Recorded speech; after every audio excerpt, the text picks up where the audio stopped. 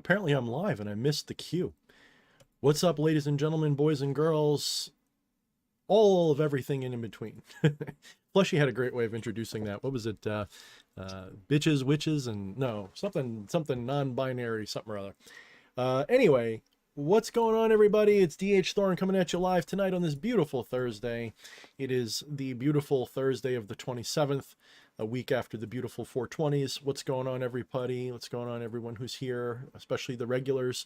Z was here a while ago. I don't know if he's going to come back, but he said, pure perpetuation of original thought. That's why I love you, brother. Never change. I mean, I change all the time, but... Bastards, bitches, and non-binary witches. Oh, yeah, my wife says it was bastards, bitches, and non-binary witches. Faustian says, hello, everyone. What's up, Faustian? I enjoy our conversations on Twitter. You're like the only one who interacts with me hardly on there, but that's fine. Twitter is a fucking shit show dumpster fire, isn't it? So I'm just there to troll people at this point. Poop Francis. What's up, Poop Francis? I don't know if you've had any good children lately, but, haha. Atropa, what is up? How is it going, Atropa? I enjoyed your music that you sent me the other day. And I keep meaning I have to like talk to Alpha. I think I did respond to Alpha. I don't know why. I don't get you guys confused, but Atropa and Alpha, like you guys are always like in my brain, you occupy like 2 seats next to each other because of your names. Gogo says, DH Thorne, hi legend, how are? I assume you mean me. Greetings and best regards from Croatia. What's going on, Croatia? Oh my goodness. People coming from all over. Trying to think. I might have some ancestry from that general direction. Not far anyway, you know, between Greece and Cyprus, I believe Albanian, not a lot. We're talking like less than 5%, maybe 6%. But apparently I got some Mediterranean brown people in me, which is pretty cool. I think that's pretty neat. I like that. Let's see. Star Ruby Corsi says, hey DH, what's up, Star Ruby? It's been a hot minute, but I know you've been here a lot. Skeleton Power says, hail, hail. Gogo says, Atropa, hello, and good to see you, dear friend. You're talking to Atropa, not me. I'm kidding. It's fine. Jay Bud, I'm never going to pronounce that right because you're little like squiggles and stuff. So I'll just call you Jay. He says, hail and good evening. Let's see. What did I miss? The Order of the Black Dragon. What's going on? I always like that sound. Poop Francis is putting a lot of little squiggly things, and he must be, I wonder if he's just beating on the keyboard. That probably sounds about right. Stu Henny, hey bro, can you advise your best techniques to evolve using the LHP? Cheers, mate. Depending upon what you mean, I absolutely can. Very, very, very, very possibly. Kelly Meadows says, good evening, and Order of the Black Dragon asks, do you believe in the power of poetry? Depends on what you mean, but yes, to a degree. Poetry is like many other things that can take your attention to places that are not necessarily right here, which are very powerful. Abashem Yaza says, good evening, DH. And Jose, what's going on? Yes, I do have a Twitter. I don't advertise it much because I'm a bit of a political jerk on Twitter. You know, I will say things on there that I don't necessarily own, you know, like I'm a bit of a troll, and I have like 5 or 6 accounts on there. So, you know, I mainly argue with bots and it's a total waste of time, so I don't really use it much. I try to limit my use of Twitter to like 20 minutes a day, if that's, you know, like less than that preferably. But when I do use it, I try not to be on there all day. I've been on there all day once or twice, and boy, does it make you sick. You shouldn't be on any social media for more than like 5 or 10 minutes. I'm telling you, to be honest. But, you know, my wife's going to be like, you know, she's going to be doing like the Pinocchio nose, because I tend to be here all day trying to write.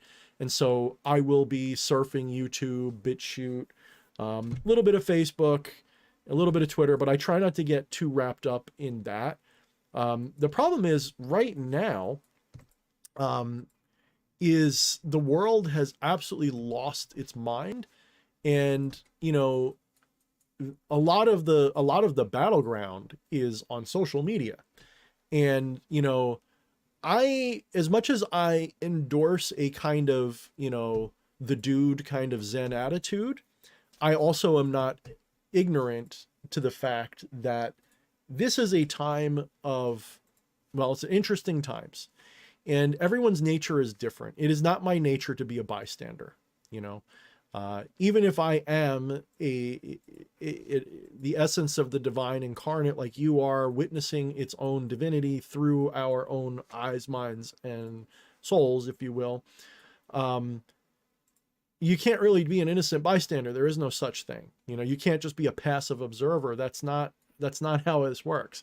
To truly observe, to truly witness, you have to be in the trench. You have to be part of it.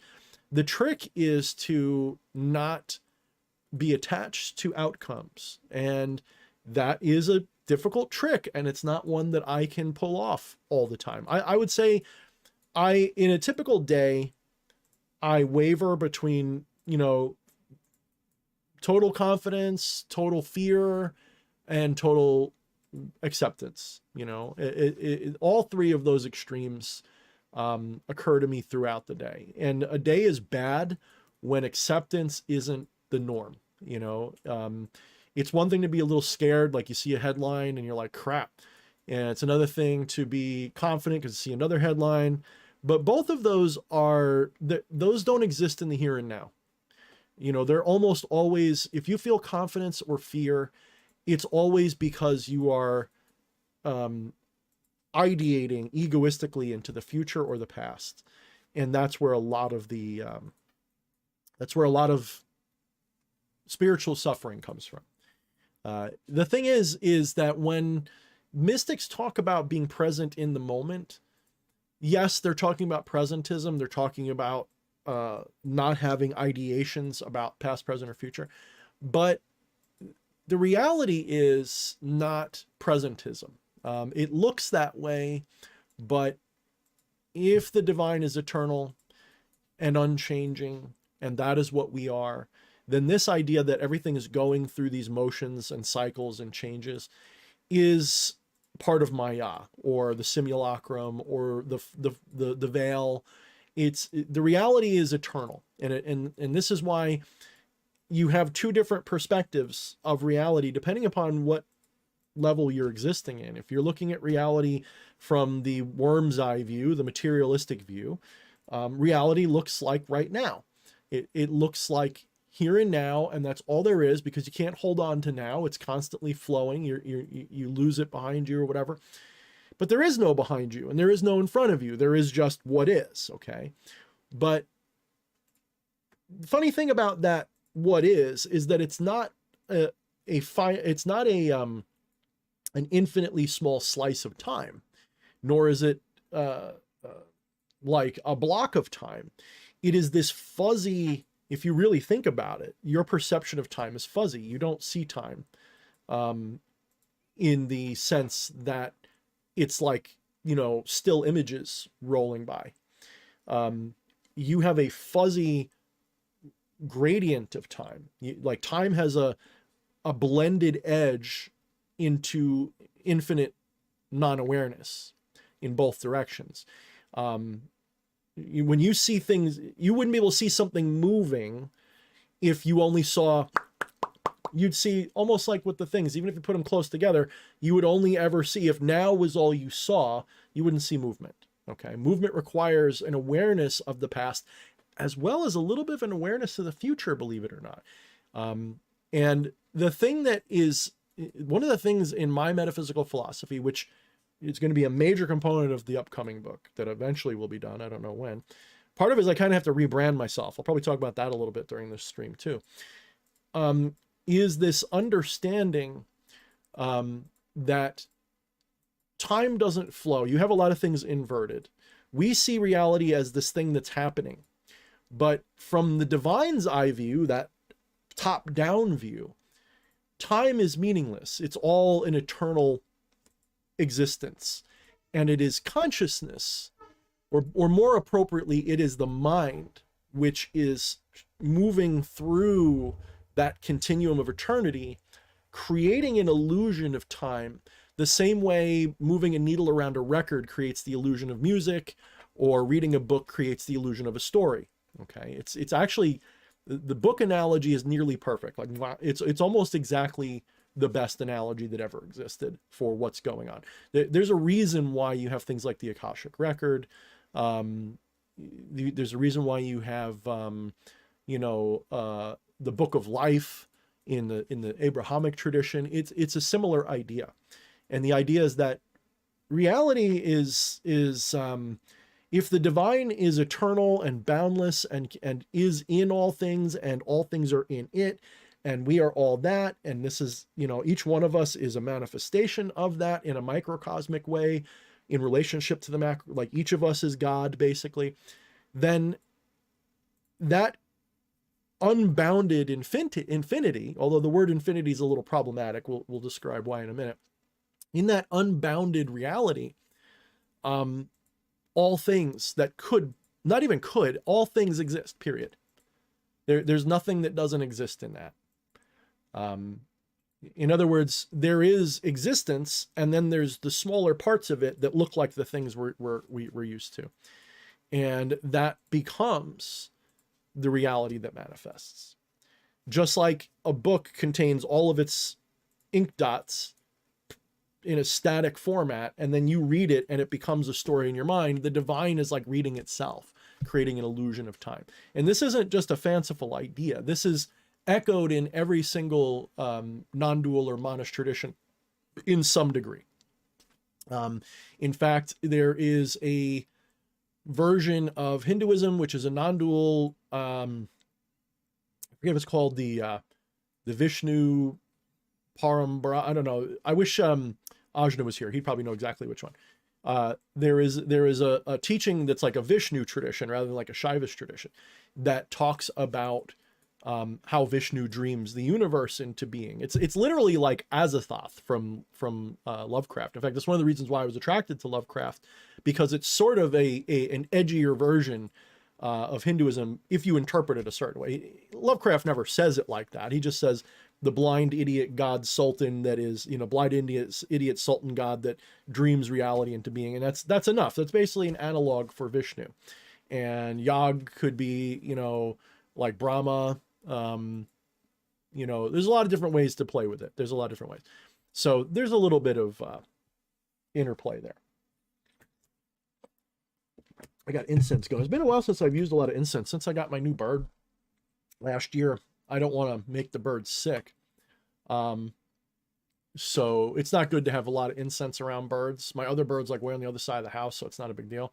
But the green bird that you guys see, the little parrot, she's like right next to me. So I don't do a lot of incense around her because that could kill her. It gets stuck in their lungs. They have to constantly breathe. They can't hold their breath, and they can't really expel things the way we can. That's why you have a canary in a coal mine, because they can't get the poison, the toxins out of their lungs the way we can. So the littlest bit will kill them. And that's how you know it's coming, because they'd go first, So similar idea with this. I try to keep all of that stuff. If you have pet animals, pet birds, incense is not a good idea to have around them too much, by the way. So, all right, let me go back to some of these questions if I can remember them. Stu asked, hey bro, can you advise your best techniques to evolve using the LHP? Depending upon what you mean by that question, I'm going to take you at the most basic position. The most important thing to do here is to define, well, I'll give you my definition, but you need to define it for yourself. Most Western people have a very tribalistic attitude, limiting attitude about the we'll say choice in path. A lot of people in the West, if you say, are you right hand or left path, they're going to say neither. The problem with that is that means that this is entirely, it's not a helpful position to take. I would argue that if you are of the type that says I'm neither, then you're left-hand path. And there's a reason why I'm saying that. Okay. First, let's explain how pop culture, society, outsiders view the difference. Right-hand path for most people means you're a good guy, and left-hand path for most people means you're a bad guy. They think it means that if you're on the right-hand path, you're all about helping others, you never curse, you only heal, you do nothing but white magic, and blah, blah, blah. If you're on the left-hand path, you're working with demons, and you're sending curses around everywhere, and you're a curmudgeonly, meth head, maniac, whatever. And unfortunately, the stereotype has merit, because a lot of people are attracted to one or the other based on their own sense of virtuous identity. You know, if you're someone who is turned off by edgy things, you're a very normal person, we'll say. You love the love and light. You don't like to, you know, you don't like the darkness, you don't like morbid things, you're really moralistic, then you're going to gravitate towards that love and light tradition. You're going to completely avoid the left-hand tradition. And on the other hand, if you're someone who's got a lot of problems, you like to fuck around with drugs and fucking people and all kinds of crazy shit, which I probably just killed my channel because you're not supposed to start cursing within like 5 or 10 minutes of your start, but whatever.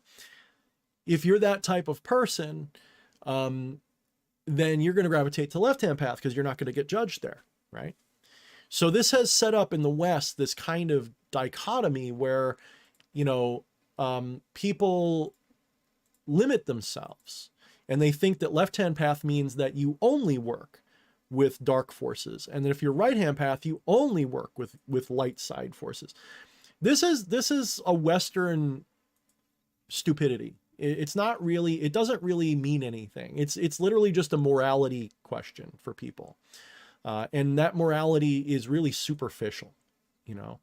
So many people hear about what I do and they see a little bit of the imagery that I like to invoke, the stylistic imagery that I'm into, and they assume that that means I am like burning cats on barbecues and crap. And they assume that I worship Satan or whatever else. I can't tell you how many people from the outside think I'm a worshiper of evil or some shit, because they really, it's all a bunch of stereotyped generalizations that unfortunately, because of that, attracts people like that. It's a self-fulfilling stereotype, if you will.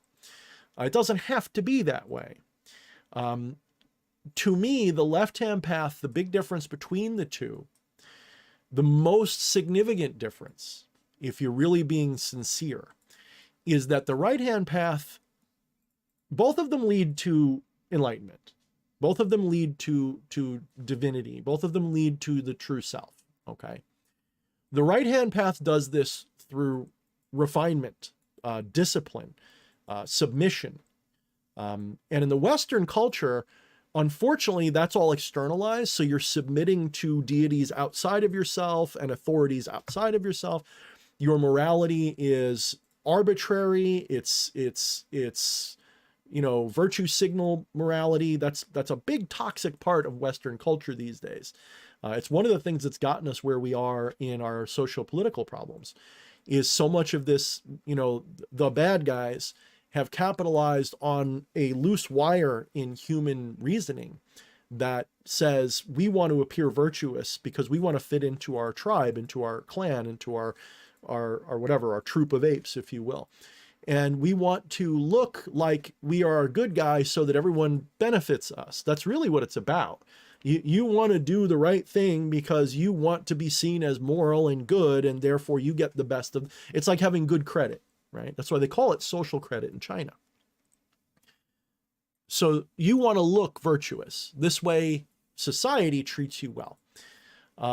And the Western idea of right hand versus left hand path is really toxic and bad. It's really gross. Like, I don't like it at all.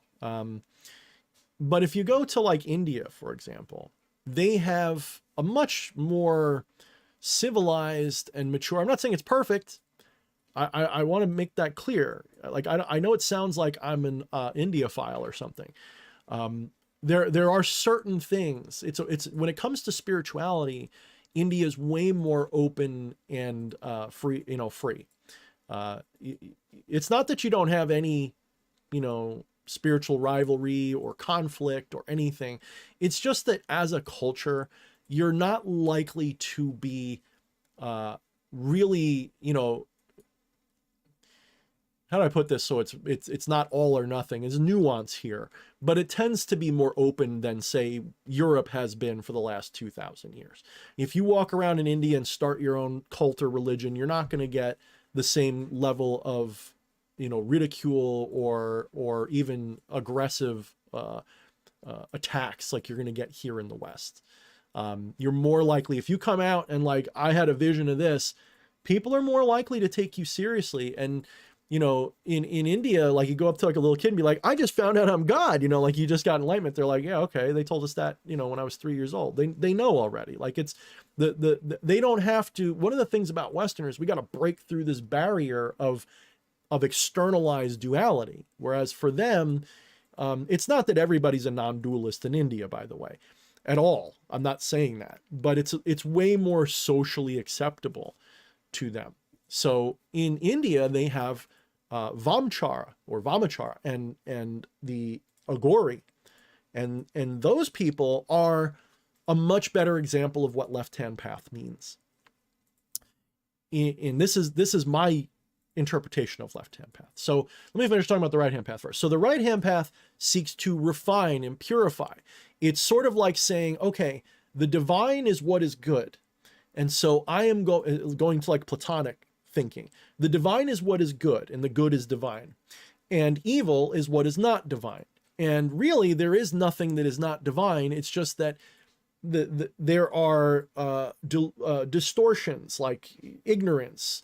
So the idea is that it's not that there is real evil, like there's a good guy and a bad guy, good and evil, but there is like evil that means a kind of ignorance. You know, you're ignorant of the shared divinity of all things, and so therefore you mistreat others. Like, in other words, instead of saying that murder is evil, we say that murder is a result of evil, and that evil is an ignorance. You don't murder someone when you realize that we're all the same divine being. It's like cutting off your hand. It feels that there is a sense deep down inside that to hurt someone else is hurting yourself. It's not something that you've heard and been programmed with. It's literally like you would hesitate to hurt someone the same way you'd hesitate to cut your. Now, if you're that's a really right-hand path attitude though. On the left-hand path, there is this recognition that the divine is in all things, including those things that we're ashamed of, including those things that we call taboo. And there's a recognition that the taboos are cultural. They're not objective. They're not universal. Okay. So an Agori or a Vamchara or a left-hand path practitioner recognizes that to only aim at the light means that you're missing everything that might hold you back from realizing your divinity. So if all you do is love and light shit, if all you do is healing and all this, you're completely skipping out on a very valid part of the divine, because if all is divine, nothing is forbidden. And a non-dual or monist philosophical, metaphysical, spiritual foundation is essentially telling you that everything is divine, therefore nothing is forbidden. God manifests as a murderer as often as they do the victim. They manifest as a wolf and a sheep. Neither one is the good guy, neither one is the bad guy in the ultimate grand sense of things. From a cultural perspective, absolutely. From a cultural perspective, we can say, you know, a lot of things are wrong, right? Pedophilia, this, that, and that. We can say a lot of these things are wrong, hands down, without argument, because there's even more nuance to the ethics of these things, because we can say that, you know, harming others from an egoistic place is evil because it's built out of an ignorance. That doesn't mean, however, that you're not allowed to defend yourself or proactively deal with what I call rabid dogs. This is why I use the term rabid dogs so much, because it changes the dynamic a little bit. When you recognize that rabid dogs deserve mercy, but that mercy comes in the form of putting them down, you recognize, because otherwise what happens? They go around, they start biting everybody, and everybody suddenly has rabies or something. So the right thing to do is to be as merciful and compassionate about it as you can and put them down. And there's also an understanding that, you know, because most humans don't recognize the divine in all things the way you might, you recognize that in order for our world to function as a civilized place, some could argue that civilization's not great. That's fine. But in order for it to function as a civilized place, we have to have enlightened rules that do the best approximation of sincere compassion, but in a codified way. And that's why you have systems of morality and culture. This is why societies and civilizations have laws and rules and things like that. It's not because what they're saying is right or not. It's that they are hoping to emulate that. They're trying to emulate, they're trying to perpetuate that, you know, that kind of stuff, you know, that sincere compassion. They're trying to encourage people to be that way. So the left-hand path, again, what is the difference? If you think the difference is that you're working with demons instead of angels, or chthonic deities instead of Olympian deities, or whatever, you're completely missing the point. The point is to face your shadow, to integrate it. It's almost like doing immersion therapy if you have a fear. It's more like that. When you look at the Agori in India, they don't cover themselves in ashes because it's fun. They don't eat the flesh of the dead or eat meat in general. Yeah, some of them are cannibals, or at least they were up until, I don't know if they changed the laws there, but they do stuff that would be highly illegal here or really frowned upon. But in India, they're considered holy. Yes, they live outside the pale, except they're like, in more recent times, there's weekend Agori that have like a 9-to-5 job and they look normal every other day. But on Saturday and Sunday, they go sleep at the funeral pyres and cover themselves in ashes and do all the degrading things that they do. But, you know, they'll fornicate, they'll eat meat, they'll be cannibalistic, they'll cover themselves with ashes, but they do it in a holy way. They're not just getting their rocks off, right? And this is what's demented about sort of the Western version of all of this. It's one of the reasons why I seem so different in some ways to the typical left-hand pather that you see, why I seem so respectable comparatively to a lot of them, because that's my attitude. Is what I do is done with a divine intention or a divine awareness. I recognize the divine in all things, and I'm not doing it for self-satisfaction, getting my rocks off. And it's not that I have a problem with that. It's that it's not for that purpose. The purpose is to go, okay, society deems this to be bad, evil, and awful. That makes it a shadow. I need to integrate that shadow in order for my divinity to be realized. Because if I'm ignoring my shadow, this is something that can drag me back. This is something that can, you know, for example, maybe I'm on the verge of a spiritual breakthrough, but oh no, now I'm fucking dirty balls horny. And, but no, I have to pray. I have to pray. Ooh, but I can't stop thinking about ass. Oh no, but I have to pray. Well, what if you find a way to integrate that base urge without necessarily stifling it? Like, deny is a strong word, but what if you deny it without cutting it off or bottling it and keeping it, you know, it's like they say, don't bottle your anger, don't bottle your fears and your worries. You have to learn to integrate, like make them work for you.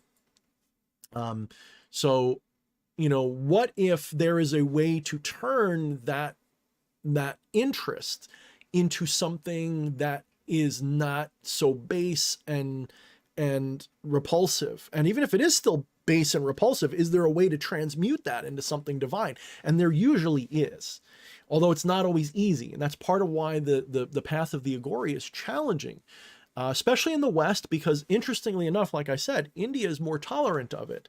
Here in America, a lot of the things that an Agori would do are just plain not gonna fly, you know? And to be clear, being an Agori is specific to India, right? That's why I don't call myself an Agori.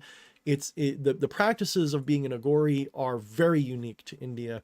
We don't have funeral pyres, you know, with dead bodies on them where I can just go and grab ashes and put it all over me. And I wouldn't anyway, because it doesn't have the symbolic meaning to me that it has to that culture.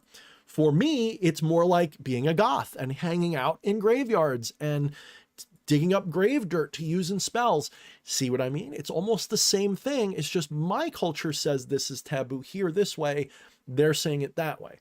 So the left-hand path and the right-hand path, what is the difference? This is why I get my panties in a twist when people think they're being so wise when they say, well, I'm neither. That just means you don't really have a really good definition. You don't really have a proper definition. You don't really have a proper understanding of what those two terms are supposed to be.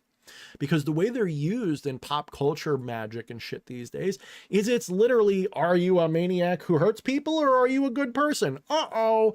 That's kind of, and then that sets up this dynamic where, well, what if you're somebody who's a little gray in your mind, where you're like, well, I'm not saying I'm a homicidal maniac, but I will curse a motherfucker if they have it coming. Does that mean you're left or right-hand path now? Well, there's a lot of people on the right-hand path that will hex and curse for the right reasons and not consider themselves on the left-hand path, right? They're out there. Go look. It's not that they're all like, a lot of them are. A lot of them are healing and white magic only, but a significant portion will curse and hex your ass.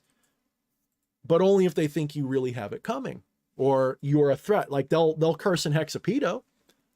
Guaranteed. You get the right love and lighter and you're like, there's a pedo over there. What are you going to do? You're just going to let him be? Some might uphold themselves. Yes. Some might say, I'm only gonna bless the child or protect the child and do nothing to the bad guy. That is common too. But quite a few of those right-handers are going to do it too. So this argument that people can be one or the other or neither or whatever, if you don't understand what's really going on here, there's a reason why it's called left-hand path or right-hand path. You can say handless path. I've said that myself, but handless path is kind of a left-hand perspective because you're doing away with the concerns of taboo. That's a left-hand path thing. Okay. Which is better? Neither. Neither is better, neither is worse. They both have major problems or challenges to them. The right-hand path, you have the problem of virtue signal or superficial humility, superficial this and that. On the left-hand path, you're skirting the danger zone way more with the taboos. You might get sucked in and your shadows might devour you rather than integrating. So for example, if you're someone who's like, I'm going on the left-hand path because we can have brownies and sex over there. Whereas on the right-hand path, it's all piety all the time and whatever else, Okay, cool. If that's your reason, I'm not saying it's wrong, but I'm saying if that's your only reason, you're setting yourself up for a major. The reason why the left-hand path is a viable and valid path is because you can integrate your shadows rather than denying them. The right-hand path is a valid path because you can still integrate your shadows. It's just you do it differently. You do it more with a disciplined approach rather than this other approach where you're looking for the divine in all things and learning to integrate it in a way that doesn't control you. As you can see, the outcome is kind of the same. The right-hand path does it in a more masculine and aggressive way. I will not do evil. The left-hand path says, I'm going to do the actions that evil people might do, but I'm going to do it in a non-evil way. It's a subtle difference. And ultimately, there's neither choice is wrong. It's just how they're expressed can either be legitimate or it can be just a bunch of bullshit. And in the Western culture primarily, but around the world, it's mostly bullshit. And most of the time it's really disappointing. So how do you, now that I said that, Stu Henny, how do we take the left-hand path further? How do you evolve using the left-hand path? Well, isn't it obvious? You need to do more shadow work. You need to work both sides of the tree. You need to not be afraid of your taboos, but you also have to not be doing those things just because you're horny. There's nothing wrong with being horny. There's nothing wrong with doing it because you're horny. But the problem is if you're not aware. So in other words, being on the left-hand path requires a great deal of mindfulness. I would actually argue that many Zen traditions are really a left-hand path tradition because they absolutely don't play the game of morality. There's a lot of Zen traditions that are like, this is not about morality. I don't care what you've done in life. Right? So you could argue that there's a lot of Zen traditions that are a kind of left-hand path. So left-hand path isn't this. It's not pentagrams and skulls. That's just an aesthetic I like. There's some symbolism there that's important, but that's mostly an aesthetic choice. But the choice of that aesthetic is because I'm embracing that darker side that everybody else runs from. That doesn't mean that I don't have compassion or that I don't understand what goodness is or what evil is. I just don't believe in goodness or evil in the way society does. To me, goodness is awareness of the divine in all things. That's the only kind of goodness there is. When you recognize the divine in all things, you treat them accordingly. I'm not a goody two-shoes. I just treat things accordingly. If something is divine like I am, if I'm going to deal with it, I'm only going to deal with it in a negative, destructive way if it means to destroy me. I'm not going to be a doormat. No mystical right-hand path, left-hand path. No enlightened soul would say be a fucking doormat. And if they do, run from them. Run from them. You know, like there's this whole hullabaloo about in the Bible how it says turn the other cheek. The point of turning the other cheek is not to be a doormat. I'm not endorsing or criticizing here. You know, often we criticize it. We make fun of it because LaVey's version I prefer. I think it's a better version. But the point of turn the other cheek is not to be a doormat. It's that, is your reason for responding rooted purely in ego, or is there a reason to respond? If someone just insults you and it doesn't harm you, do you have to fire back? What does it gain you to fire back? Sometimes you have to fire back, but is it usually the best choice? Usually not. Usually if you're being insulted, it's better to find a way to one-up them in a way that is not just another insult. It's usually better to outsmart them, outwit them, show that you have more compassion, because society prefers that.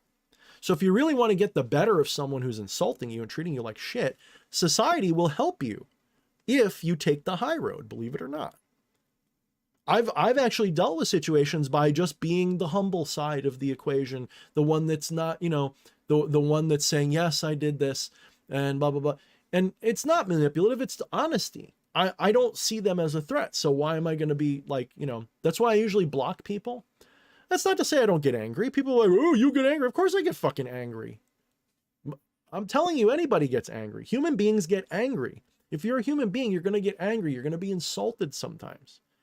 But insult versus suffering, like really suffering the insult, that's a different story. You know, someone says, Thorne, you're stupid, you're fat, whatever. Usually that's just blocked because you've shown you don't matter. What do I care what you think? Like, you know what I mean? You don't have my best interest in mind.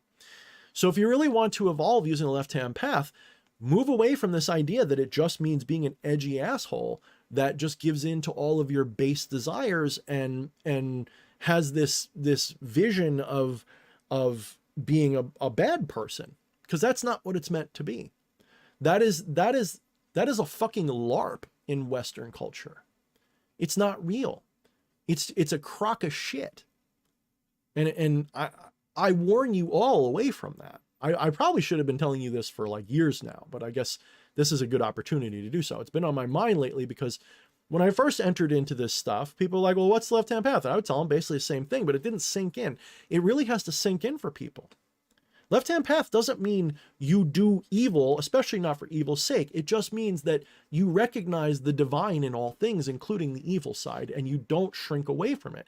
It means you see a tarantula, you don't go, ah, what an evil, yucky thing. It must be of the devil. You go, no. It's a sweet, beautiful part of nature. Go be free, little thing. When you see someone who's LGB or something, right? The society in the past used to demonize. You don't look at them as a bad thing. You go, that's a human being with rights and dignity. Treat them as such, right? You know, someone has a drug problem. You don't go, what a piece of garbage. They're a drug addict or they're a charlatan. Oh, what a piece of crap.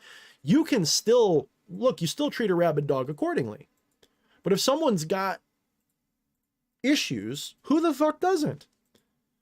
One could argue that Jesus fucking Christ himself was left-hand path because in his day and age, everything he taught was against the status quo. It taught people to forgive sinners. He taught people to treat people with compassion, which at the time was very left-hand path because they were very, very all about the rules, especially the Pharisees and people like that. So in a lot of ways, Jesus for his time was the Antichrist, was evil in a lot of people's minds because he taught tolerance, acceptance, treating people well, how they would want to be treated.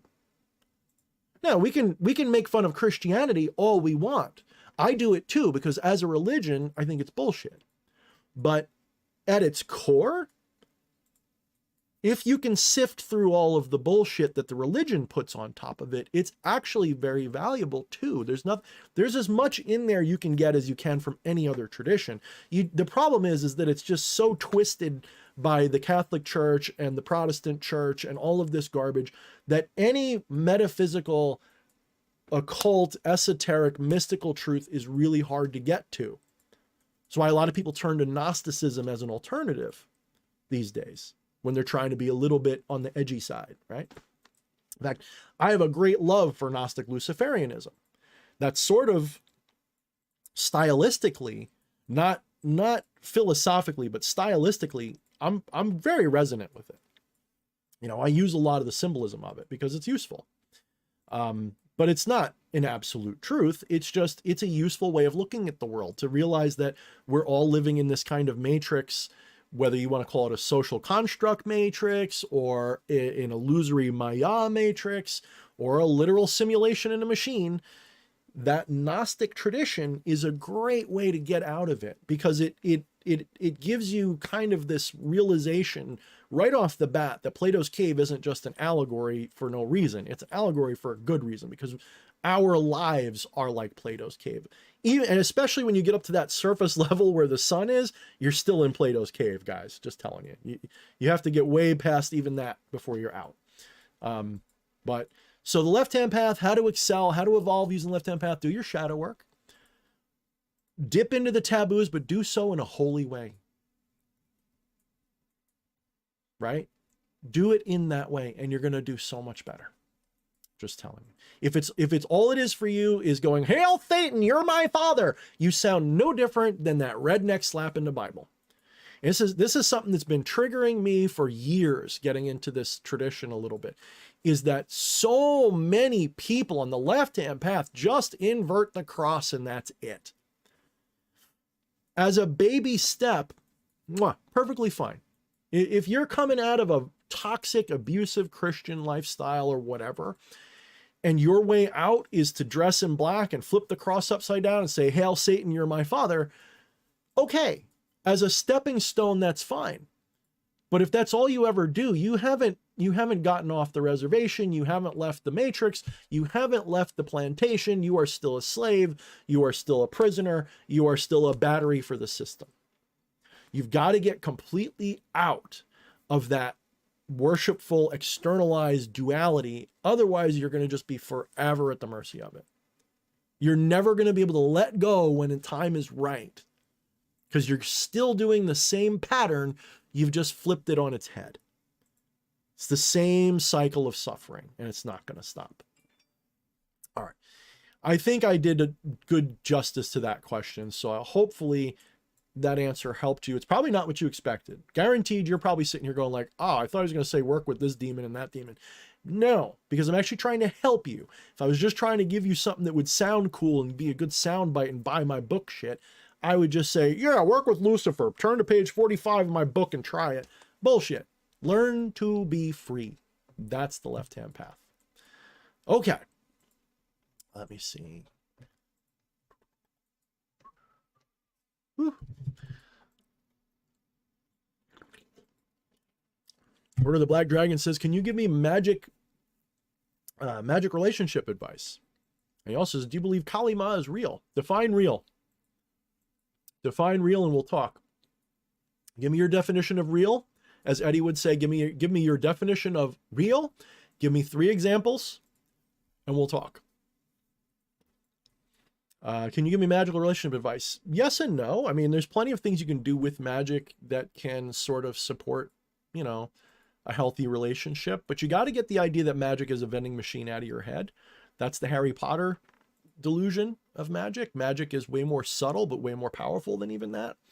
Magic is about changing your perception. That's really all it's about. And when you understand that, then the sky's the limit. When you realize that you're not changing the world, you're changing the world that you see, like you're changing the channel or changing the frequency of your antenna. When you realize that's what it's really all about, pretty much anything you can imagine can be manifested. It's just a question of not being attached too much to what you think is real. The problem with that, though, is you can become ungrounded, you can become insane, literally. And so there's a balancing act you got to play with. All right, let's see.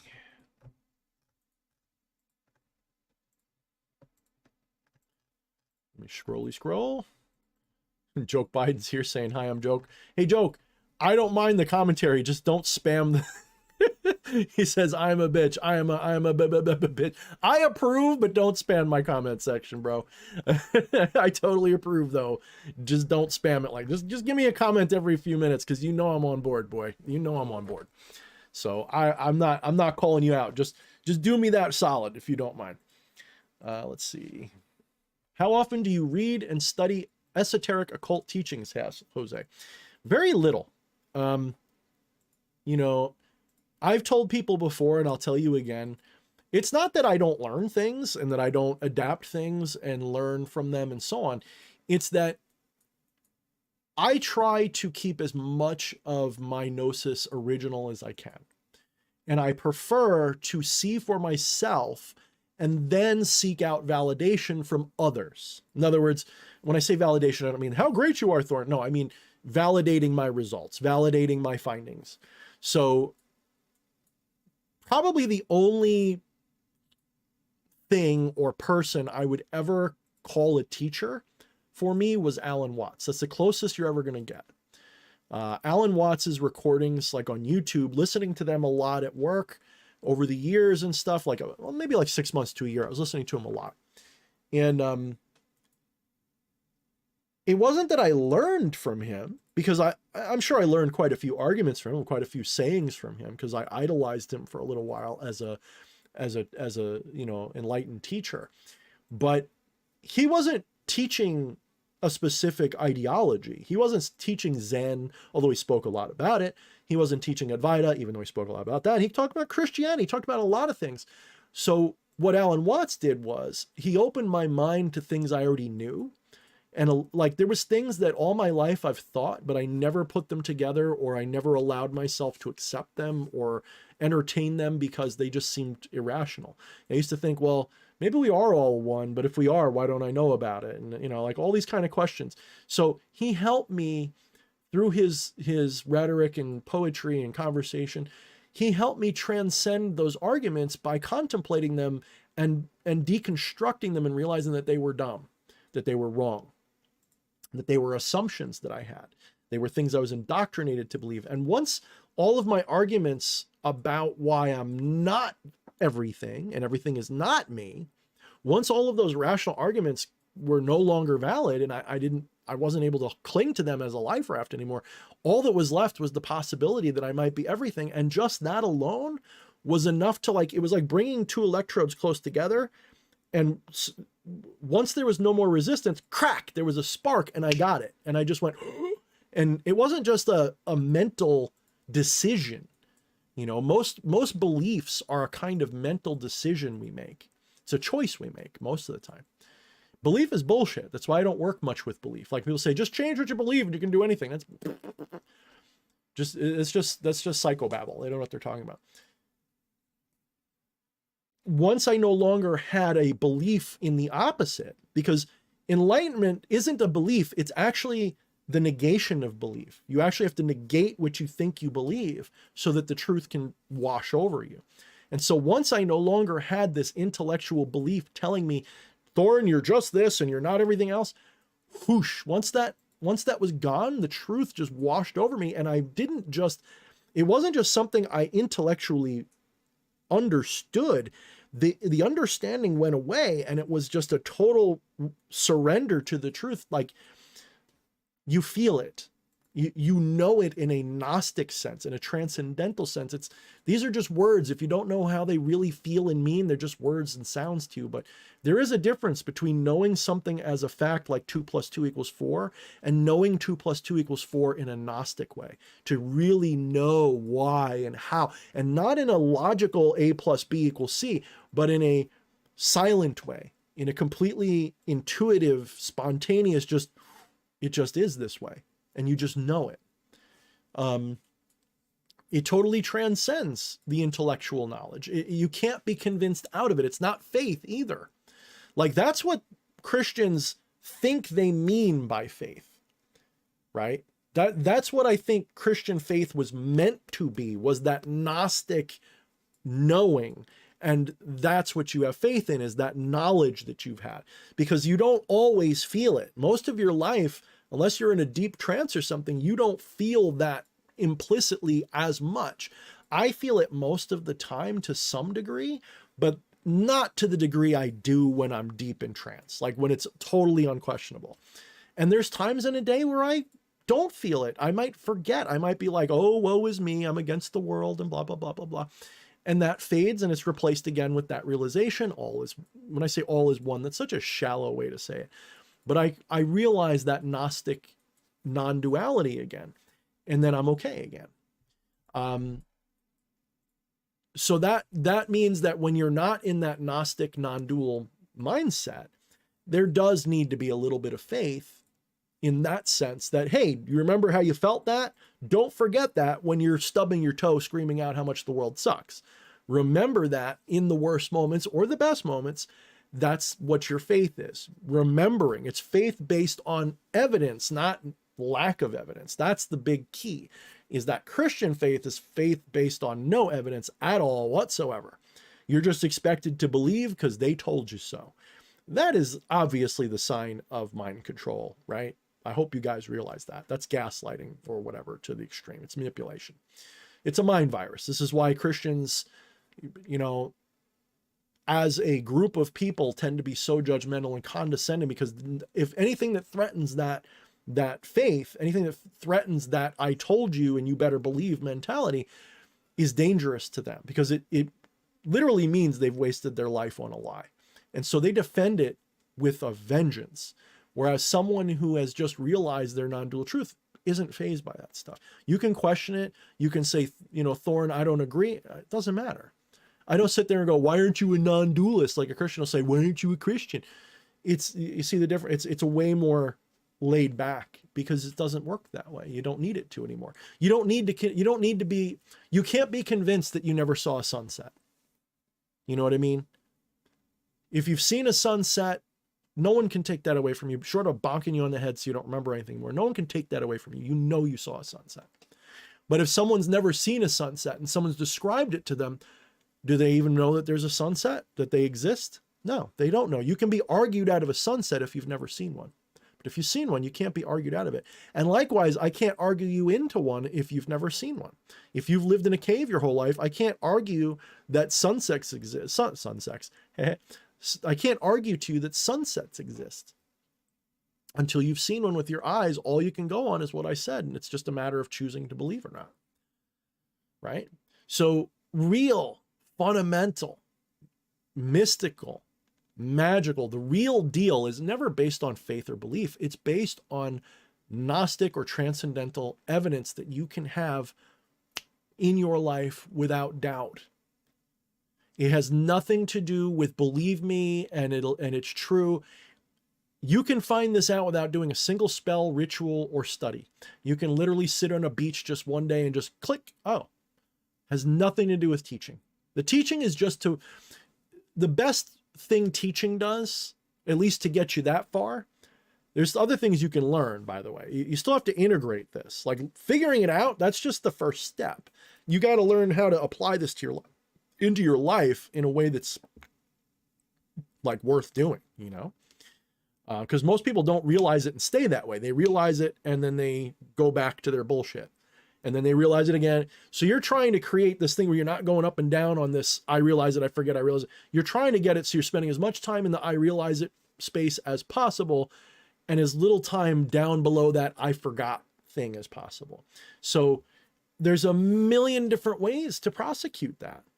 You can go the Eastern path and just meditate and do all, you can go more occult, you can do rituals, you can do this. This is what I do. I practice that stuff. For me, it's magic and sorcery are my way. That's my form of yoga and tantra is magic. It's literally what that is for me, because I'm not really interested in the Eastern patterns. My culture doesn't resonate with that. My personal, you know, learned culture doesn't resonate with as strongly with things like, not that I don't use chakra at all, but I use more, new age versions of chakra because it's more accessible to me. I don't use, yoga. I don't use, and most people don't use yoga in the West the right way anyway. No offense. It's not wrong. I'm not judging. I'm just saying it's not being used maybe as it was meant to be used. Tantra, same thing. Most people think Tantra is just sex magic. Well, no, it has everything to do with energy. Sex, the sex part of Tantra is, I forget if it's like a sixth of the whole thing or if it's more than that, but I've always been under the impression the sex part is just one part, and there's a lot more to it than that, way more. So, all right, let's see. Scrolly, scrolly, scrolly.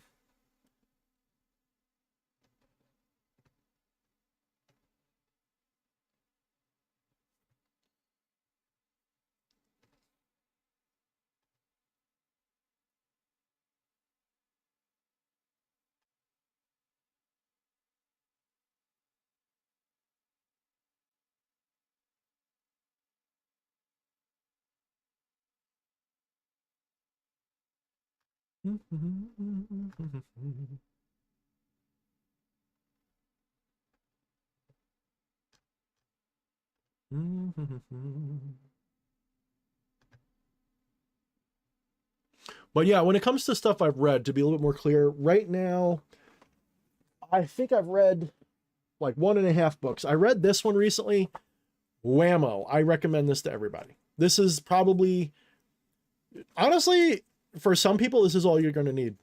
I'm not kidding. This little ass book. If you're a Western occultist, just read it from a non-dual perspective, and this book is top shelf. Absolutely top shelf. Just so you know, here it is. Boop, boop, boop, boop. Top shelf. If you're trying to get into the Kabbalah, I don't have a lot of experience with it, so I can only go by my one taste of it. Well, that's not true. I actually did read, when I was younger, like 14, my friend was big into Kabbalah. He was into the Golden Dawn, so he got me into Kabbalah a little bit, and I didn't like it. I remember reading a couple of books. I remember reading like the Modern Magic book. I got a copy of it just for, I don't really use this at all. Like, I have a lot of books that I have to skim and to compare things and go, that's dumb. Really, I hate to be an arrogant prick, but that's usually what I'm doing. But this book, I want to give it a down, but I don't want to give it a hard down. Like, for some people, this is fine, if you're just starting. But this has like a section on Kabbalah, and it's so rudimentary. It's like, it's the same old shit, it doesn't really tell you what it means. But this bad boy right here, this one, I recently saw, Travis Magus say that this was a book he bought in 2014. He still refers to it all the time. And I agree. This is probably, I'm not saying it's the best, but it's the best one I've read. It actually got me into it, because up till then it's been the usual bullshit. And this one actually put it in really, really intelligent terms that actually made sense. So I kept it, and I'm reading it, highlighting it even. There's parts that I don't do that often. If I'm highlighting a book, it's a keeper.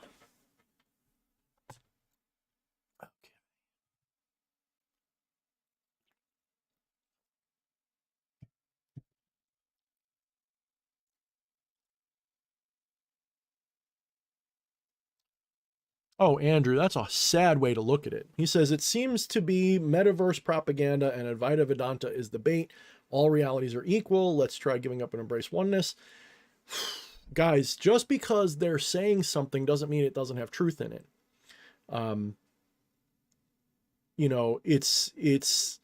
It's one of those things where it's like, the elite like air. Should we stop breathing air? The elite want us to, it's not like that. Okay. They will use the truth against you.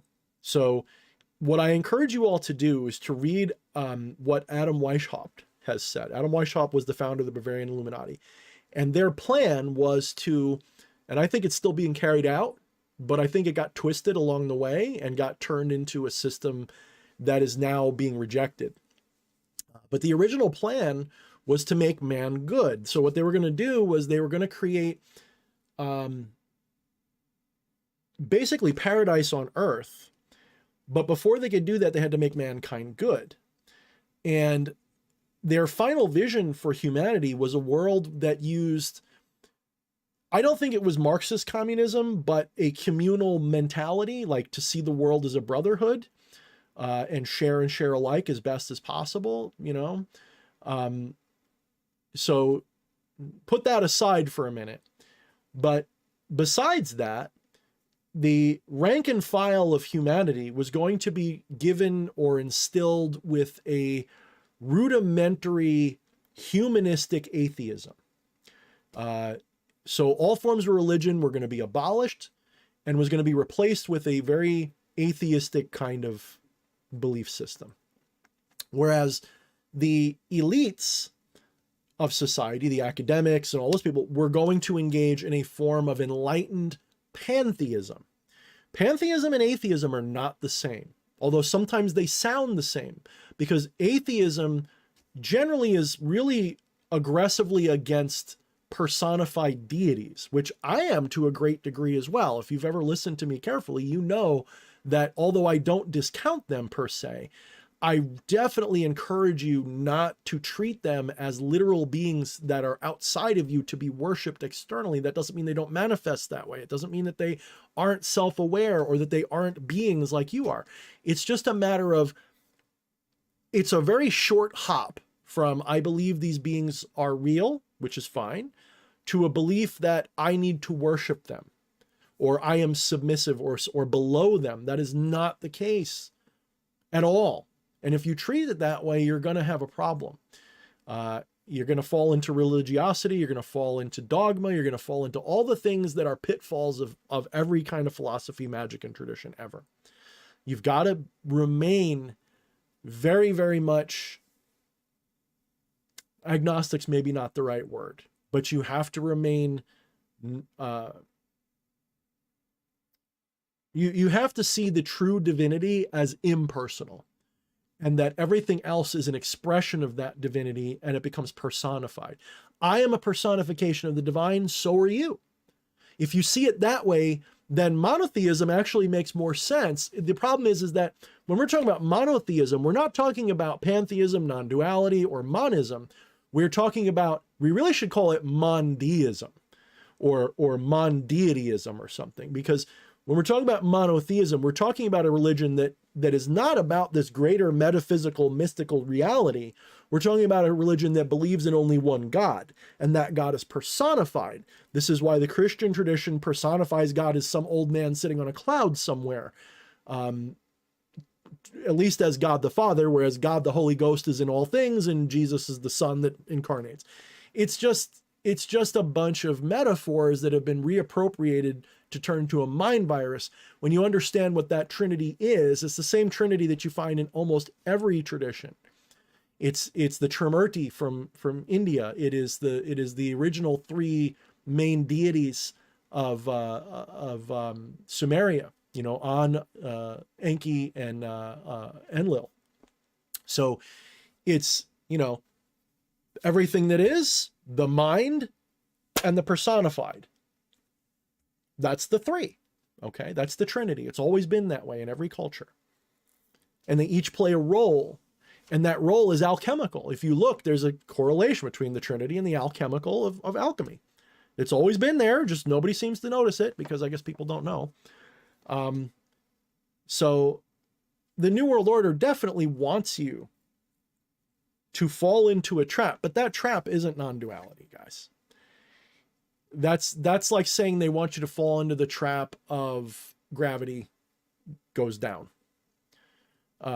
Non-duality has, if you can be convinced of non-duality, you haven't achieved it. Non-duality is not a thing you get convinced of. But to piggyback off of what Andrew's saying, maybe a little bit more accurately, they do want you to fall into a new age, watered down, superficial bullshit version of it, because that is something that prevents you from accessing what they access. So the New World Order really, if you've noticed something, I want you to just, when you're done with this stream, go look around online. Look at what magic, mysticism, religion, and spirituality is really encouraged by the system, and what is either suppressed or ignored or marginalized or otherwise reserved for the upper class. You will find that this is why I mock the mole witches, the yoga pants witches, these kinds of people, these, you know, the crystal rubbers and shit, because they're very much a superficial manifestation of spirituality. They're not, I'm not saying, I don't want to judge them too hard, because a lot of them, they don't know better. And a lot of them maybe do attain transcendence at some point in their journey. That's not at question. But the tradition of New Age, as we see it, is a whole bunch of superstitious bullshit. I mean, just bullshit compiled on top of bullshit. And it's impenetrable. I look at it like Christianity. That's why I mock it so much. That's why I mock the very same. People go, one guy the other day got annoyed with me because I made a negative comment about people who worry about Mercury in retrograde. And I was mostly joking, you know, but still they're like, well, you know, these are people who buy your books. Well, then they're stupid. Maybe I'm a little weird in that I'm so forthcoming in saying that. Maybe some people need to get their fucking head out of their ass and accept that most people are fucking stupid. Most of you guys know what I mean. But for some reason, the general public, if they hear someone saying most people are stupid, they get turned off and run away, because they know secretly they are. Because society has been so strong with demoralizing people that instead of saying, I'm stupid, okay, now what? They go, I'm stupid, I need to run from it. I'm stupid about a lot of things. I'm not ashamed to admit it. That's the difference. I have enough pride and love that I don't mind being stupid about things. But when I'm right, I'm right. I made a joke the other day, maybe it was yesterday. I said, you know, I'm usually right. When I'm wrong, I admit it, but I'm usually right. I'm mostly joking here, but there's a grain of truth to that statement. When I'm wrong, I always admit it. The thing is, I have to realize I'm wrong to admit it. And that's not always as easy. But I can admit that. Most people can't. Most people are like, I'm right, I'm wrong, I'm stupid, I'm smart. They don't have any nuance or critical thinking. So when they're wrong, they double down on being wrong because it's about their ego, right? For me, when I'm wrong, if I don't realize I'm wrong, I'm going to double down because I still believe I'm right. But when I realize I'm wrong, I am the first one. I leave it there bold. Like I did day before yesterday, I made this post about something I got an email. I was not in the right frame of mind when I made that post. Something was bothering me. I'm not going to say what, it's personal. And I saw that email and I got triggered by it, and not hard triggered, not like, fuck the world, God damn it. More like, oh, here we go. So I made a post and I gushed about it a little bit. And then I realized that I might have misread it and people were pointing it out. And rather than taking it down, I took the L, because that's part of the left-hand path, is to be like, oh shit, I was wrong. Take the L, bro. And, you know, people like, Thorne's so arrogant and egotistical. If I was, I would have took that down. I would have hit it as fast as I could. And I would have played it off like, I mean, I was just kidding or something. No, I was dead ass. I wouldn't say dead ass wrong, but I was wrong enough, or I wasn't right enough. Like there was no reason to make that post, I guess is what it boils down to. It was a popular post. A lot of people commented on it, but it just kind of got, you know, it was one of those things where it was like, I swung at a bad pitch is the way I put it. You know, it was like I swung at a bad pitch and I made a foul tip, and I own it. Like, what am I going to do? Say I didn't do it? Of course I did. You think that I'm perfect all the time? I never play that game. I would never pretend to be perfect. At least not that way. Okay.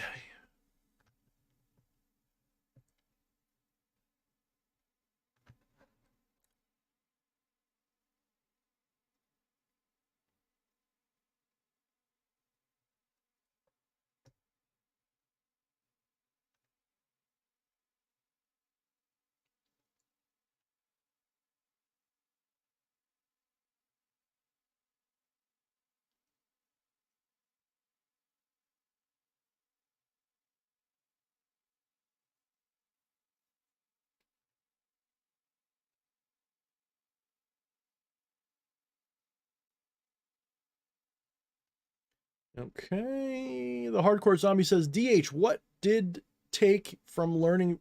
I'm assuming that is, what did you learn from vampirism? And you're really getting deep into it.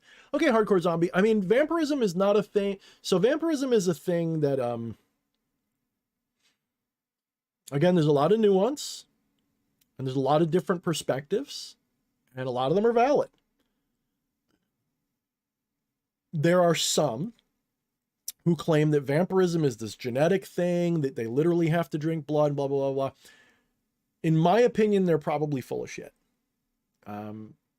For me, vampirism has always been about psychic energy. The way I have prosecuted it my entire life since I realized my own vampiric nature, I was like in my early 20s when it really dawned on me, like it always does, you know, emo teenagers and whatnot. But when it really dawned on me and I really started to get it, like it's kind of like, I mean, I was 40, I was the current year when I realized I have ADHD. How do you go through 46 years of your life and not know that? Well, you're looking at them. I didn't know. At least I didn't, I might have suspected a few times, but I didn't know. So you can be a vampire and not know it, because vampirism isn't about drinking blood. That's just a pop culture way that it happens, because in the blood there is energy. So back in before the year 2000, even, I guess it was like 1999, you know, I was pretty active in the online vampire culture. I used to regular at websites, you know, sanguinarius.org and all of the related websites, LinksCat and some other ones. And I had my own website. And it was pretty popular. You know, I got listed in it. Back then, before the internet was like it is now, you had a lot of these, what was it, link networks or whatever. And I was in a major link network and, you know, I'd get 1,000 hits a day, you know, that kind of thing. So, I was somewhat popular, and a lot of the things that I spoke about actually helped shape, to a degree, that which is now considered canon in the modern vampire lexicon. Sci-vamp and all that shit. And it was before, like, before it became as much of a role play culture, like a LARPing culture. It always was, but before it really solidified with clans and houses and all this kind of, you know, samurai sounding shit, before it got pop cultured to death in a way that was kind of bullshit to me.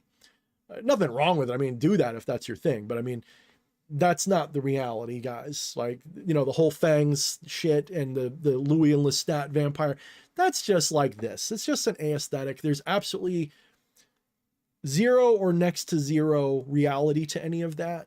It's just a style. It's just a LARP.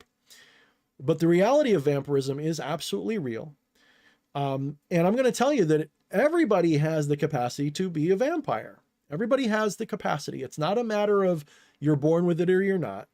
But vampirism, 9 times out of 10, is something that is afflicted onto you because there's a vampire in your life that's draining you. And so you become hungry for that energy. So, and this isn't everybody, okay? Some people are born that way. Those are the narcissistic, toxic assholes that they're just psychopaths. Like, they just are. They didn't learn to be that way. They weren't made that way by somebody else. They just literally naturally are that. Those people, they generally don't learn how to control their appetite. They don't learn how to treat people. So they feed off of people constantly. They cause trauma, and then they feed off of the ambient energy from that damage. And that continual feeding and damage and feeding, it's like getting a piercing or it's actually more like getting a, whatchamacallit, when they put a, like a pick line in your arm or whatever, so they can keep giving you different things. Similar sense. It's like if you've got, so for example, let's say you're the child of a narcissistic, abusive person.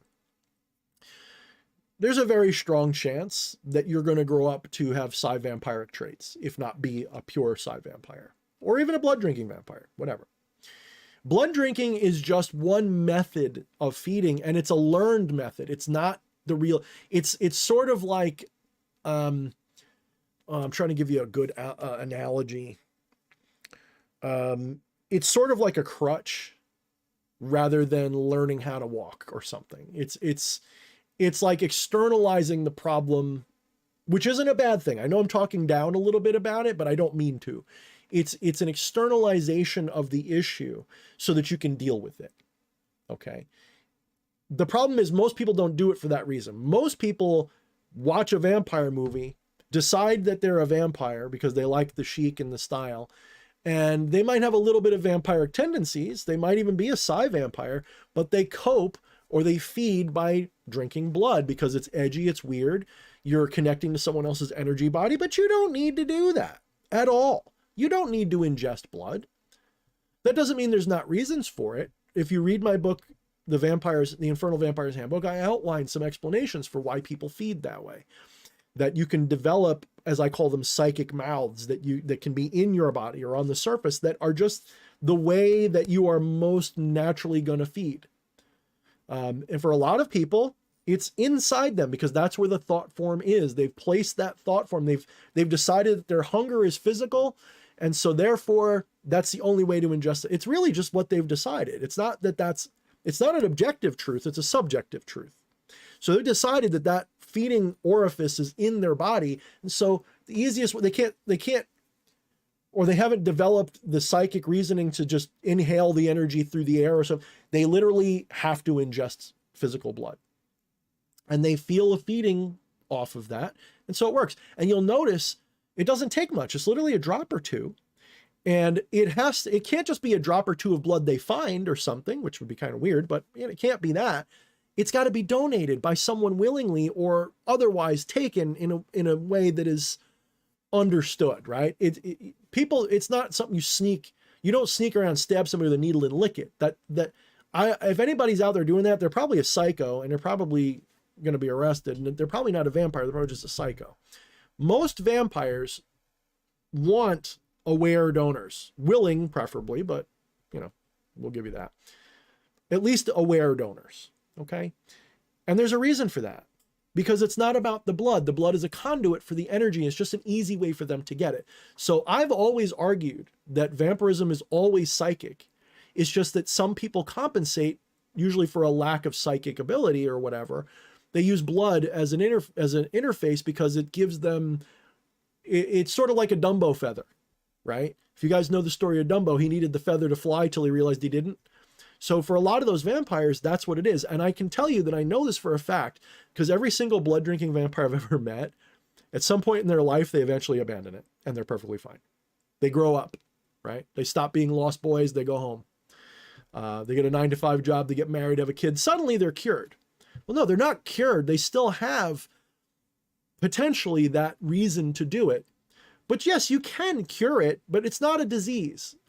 It's not even necessarily a bad thing. You can be totally harmonious in your energy and still do vampiric things because it benefits you. Some people have no deficiency. This idea that vampires have a deficiency, some do, not all. Some are literally just assholes that like to feed off of people. That's not a deficiency, guys.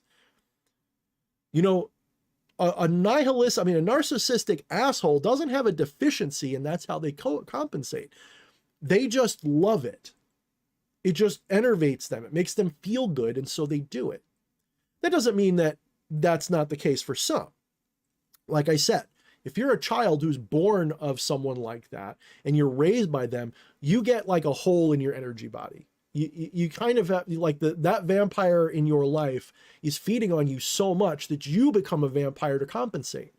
Not all of them, though. Some find other ways to come, but that is a common way.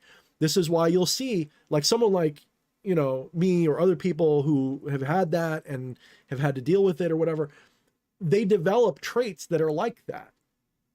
They develop behavioral traits. They're not really like that, but they develop the behavioral trait of it. It's a learned behavior. So they learn to be assholes, and they can learn to stop being an asshole. Like me, I'm still an asshole, but I've learned to be less of an asshole over my years.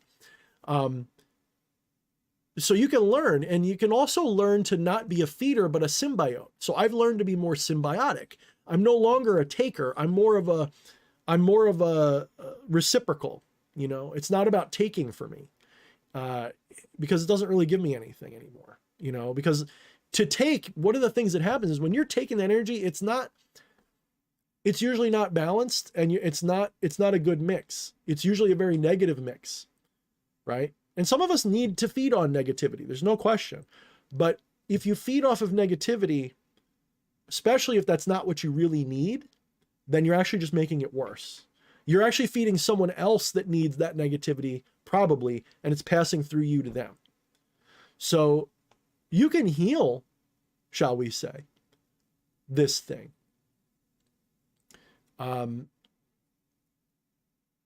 When I say heal, though, I don't mean like you have a disease and you can heal. I mean healing like you can knit together a whole, okay? It's not a flaw, it's just a difference. We all feed off of our environment, guys. Life feeds on life.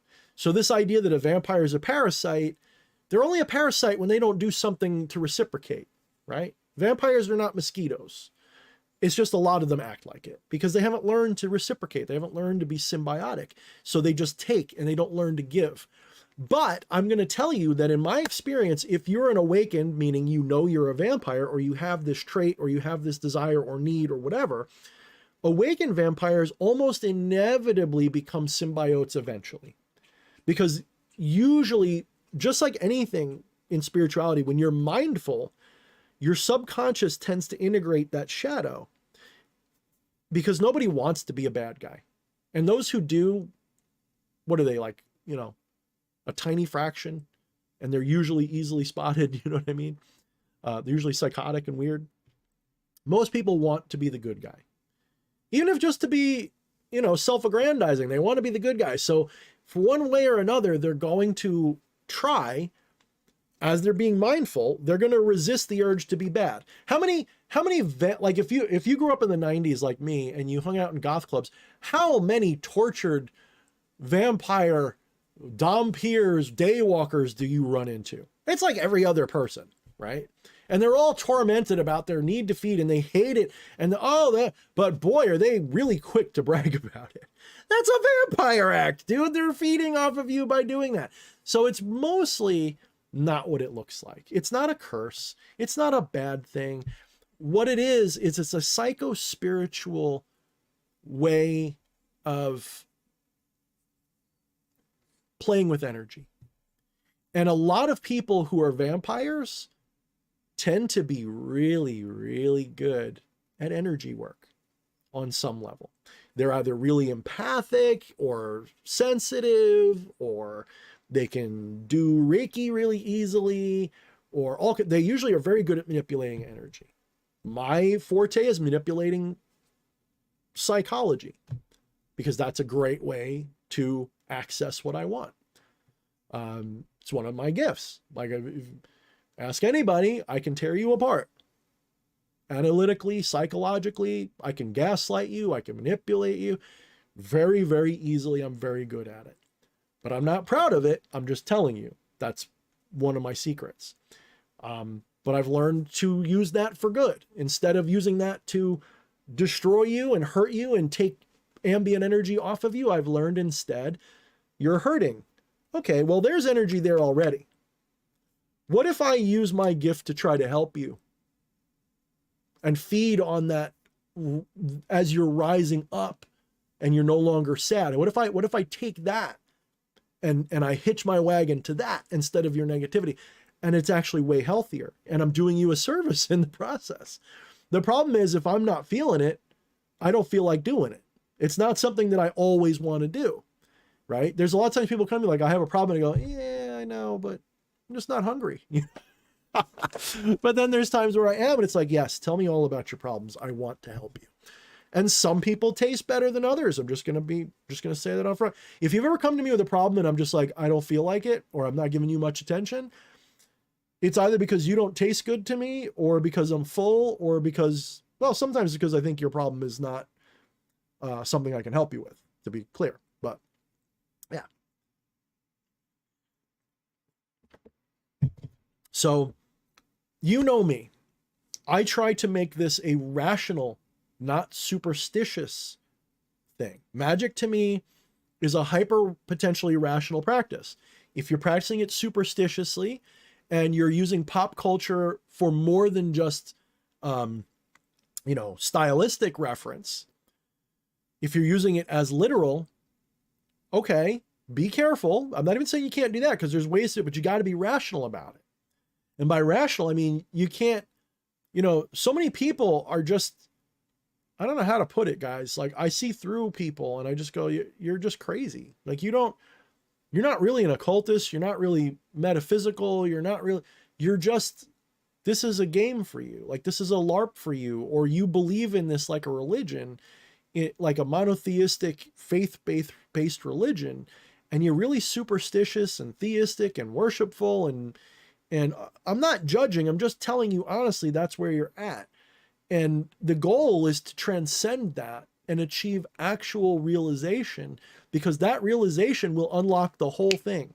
When you've had that initial realization of, wait a minute, I'm the divine and everything is the divine and I'm everything. And once that clicks, I'm not saying that you get every wish fulfilled, but I'm saying that everything that you start studying about magic suddenly becomes child's play. I'm not saying that like an arrogant person with an IQ of 140, even though I am arrogant with an IQ of 140.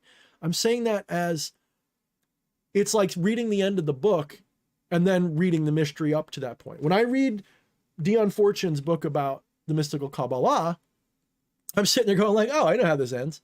Oh yeah, I'm right. Look at that. Oh, so I didn't know Jewish mysticism said the same thing. Oh, interesting. Yeah, it's different. There's nuances that are different from all these other, but the fundamental premise, it's just a different diagram of the same thing. We're really just talking about non-dual or monist, union, primordial union. There is no separation. We're just talking about that. We're just doing it in a different way, using different words and symbols. It's the same thing. So once you get that click, all of them are basically the same story, just told through a different lens. Yes, I don't want to reduce them too much. They all have something different to teach us. This is why I encourage you. Really, there's like 4 or 5 traditions you should study. Okay? If you're from the West and you're not ready for Eastern stuff or it doesn't click for you, Hermeticism and Kabbalah are good places to start and to focus, but I would encourage you to include some Advaita stuff in there, at least at first, because you need to get that whole we are one for those Western things, because a lot of people only do Kabbalah or Hermeticism and they don't get as deep a all is one mentality. Like they don't transcend as, maybe I shouldn't say that, because honestly there's a lot of people in Eastern traditions that don't transcend at all either, but there is, in my opinion, it's an easier step, okay, if you kind of have that all working together. But I would say, Hermeticism with Kabbalah, with Hinduism specifically, there's a couple different non-dual traditions, but focus on those. Advaita being the most notable in the West, but it is not the only. There's some Vishnu traditions, Shaivism, it's a lot of them. So look at the non-dual traditions from India. Taoism, holy fuck is Taoism approachable to a Westerner. Taoism is very approachable because it's very simple, it's very direct, it's very poetic, and it's one of the foundations of Zen. Zen is basically a mix of Buddhism and Taoism. So if you're interested in Zen, you can just go to Zen. You can go to Shaolin, you go to Zen, you can do any of those that are sort of a mix of Buddhism and Taoism, and you're going to do good. But just watch out, because modern Zen has kind of just turned into a fetish for meditation. It's not wrong. It's just that, you kind of have to go far into it to really, well, then again, I don't have a lot of experience with it these days, but from the outside looking in perspective, a lot of it's become secularized to the point where it has nothing to do with non-duality. It's literally just a way to like not be upset. Right? It's just turned into like Western yoga. It's basically just turned into an excuse to sit around going Om, and it doesn't really have any value. But traditional Zen, old school Zen, had traditions like walking Zen, like literally being in a Zen state while traveling around. There's so many older versions I prefer of it, older teachings that I prefer. The modern teachings are very stuffy. The older teachings are better, in my opinion. I am in accordance with Alan Watts on that. He prefers older Zen too, and I agree. So let me see what I say. So I said Hermeticism, Kabbalah, Advaita, Zen, Taoism. You can just stick to Taoism if you're including those other things. Oh, and Neoplatonism. Neoplatonism is very important. And you might want to give a look at Sufism too, like non-dual Sufism, mystical Islam. Very viable, very non-dual tradition. The problem is that some of these traditions are more philosophical with less of a focus on specific deities. So they're more about realizing your divinity, and the deities are other divine beings like you. In other words, they're all reflections of the divine. They're just discarnate and you're incarnate. Like sometimes that's the only major difference, or they represent a larger portion or an archetype that has more connection, we can say, to what influences your life. There's a lot of ways to look at it, but there's only one divine. There isn't many gods. There is only one divine and many forms that divine takes. And sometimes it takes human form. Sometimes it takes the form of a little thing of freaking nail polish. It takes the form of everything. Just like when you're dreaming, your dreams are your mind taking shape as those things. Everything is the divine taking shape as those things. So once that clicks, all of these traditions suddenly make better sense and they work right out of the box. You don't, when I read Golden Dawn, I go, man, that is one of the most convoluted things to tell you you're God I've ever seen. Like that is, and they don't even tell you, which to its credit can be a good thing. If you're growing up in the West where such a thought tends to be taboo and you're kind of resistant to it, falling into it by doing these practices and then putting two and two together, like, wait a minute, why am I saying I'm Yahweh? That's weird. Why is the end of this ritual to be like, I am the Alpha and Omega? Why are you doing that? Why am I invoking that? Like, I'm not God, and then like, as you work through the system, at some point you go, wait a minute, I am God. That's literally what it's telling me. Oh, especially when you start studying Kabbalah and you realize that that's what it is. You're going up to the Ein Sof eventually, at the very least you get to that Tiphareth and I'm an holy enlightened master who's aware of the, it's the same thing, guys. It's the same thing. It's just a different way of doing it. They're all thought forms. All of these traditions, none of them are true in the sense that none of them are like the quintessential model that's right and the others are not. Just like Newtonian physics is not better than Einstein physics, nor is Einsteinian physics better than Newtonian.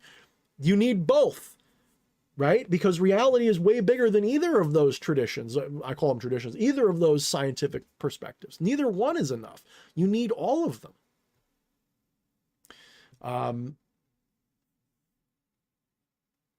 So in a similar sense, you really should be looking at all of these things, but you have to de-intellectualize them. At some point, you've got to take the symbolism and the patterns and the diagrams of all of these traditions, go like, okay, that was cool,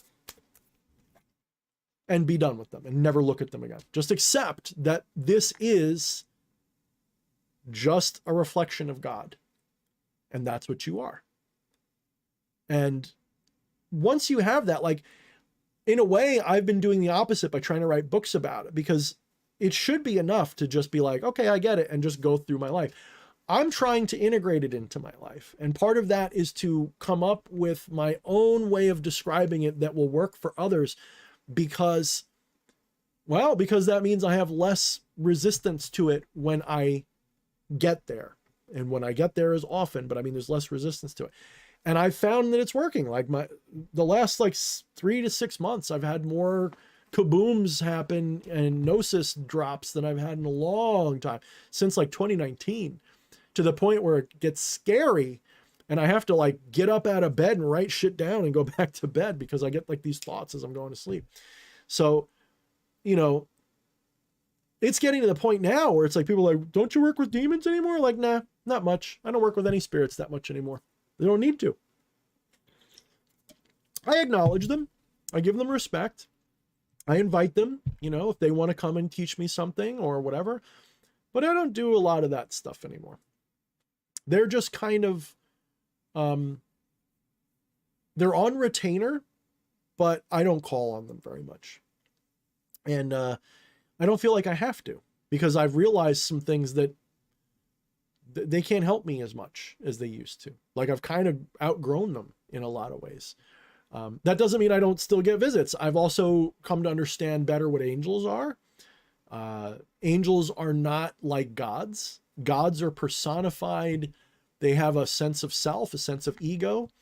They have a sense of will, a free will. Even though all is the divine will made manifest, they have their own sense of it, their own attunement to it, like we do.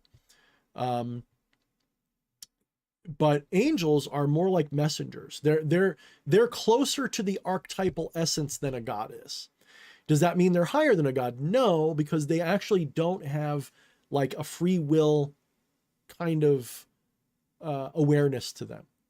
They're more like masks for source. So are gods, but gods are like believe it or not, I know it sounds wrong because most people go like angels are below gods because they serve gods. No, angels are messengers of the divine. Yes, certain gods have angelic servants, but angels, the reality, the aeonic angels, the real deal, they are, yes, personifications, but they don't have to be. In fact, I prefer to treat angels not as humans with wings. In fact, the ancients never did either. They treated them as more like Lovecraft monsters. If you read descriptions of angels from ancient Jewish texts, they're more like fucking Lovecraft acid trips. They're more like somebody dropped too many fucking peyote buttons and read some Lovecraft before passing out, because that's literally what they're like.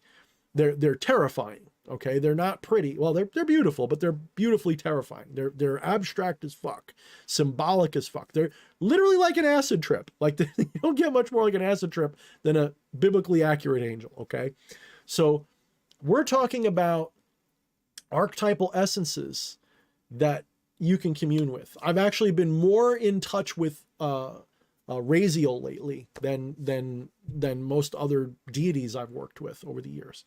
The angel of secrets and mysteries. So it's, but I don't think of Raziel as a person, like I think of maybe Zeus like a person, or something like that. They're more impersonal. That doesn't mean you can't have a conversation with them. That doesn't mean that they can't come off as intelligent. That doesn't mean that they don't manifest. Sometimes you get an egoistic being that is sort of representing that. And that's an interface of an interface. It's weird, but we sometimes need that, because when we say fallen, like Christians will say you're a fallen being, meaning you're in sin, you're an asshole, God doesn't like you anymore. No, being a fallen being means you've fallen asleep. You've forgotten your divinity. So the more fallen you are, meaning the less aware of your divinity you are, the less in tune with it you are, the more you need regular interfaces that remind you of what you're believing is real right now. This is why when someone's a beginner, they really need to treat the deities as literal people. And then as they get more and more advanced, they stop treating them that way. People go like, Thorne's an atheist. He doesn't believe in deities. He doesn't respect the gods. When I was a kid, I did all that. And I got somewhere with it. But as I got better, I saw through it, and I'm like, they're wearing a mask like I am. Well, what are they a mask for? They're a mask for the divine source, just like I am. So why am I bothering with this middleman? Why don't I just go inside and deal with my own connection to that source? I don't need them. If I use them, it's more for an entertaining purpose, or as a fun way to do it, or because it's got a flavor I want. You know what I mean? Like dealing with deities is more about flavor, or because you're not ready to deal with your own higher self. And your higher self isn't D.H. Thorne perfected. It's the universe. It's God. That's the higher self. It's not an external being. It's you. What is it? Kadmon. Not Balkat. Is it Balkat? I don't remember. Whatever. The divine being, right? The divine man. The macrocosmic man. That's what you are. Yeah, I need a drink of soda. I don't know how I got here, but I did. Nanerta says Yeshua worked with Beelzebub. I wouldn't shock me. What, if you're still here, Nanerta, what was that in? Was that in an apocryphal work? Sounds like an apocryphal work.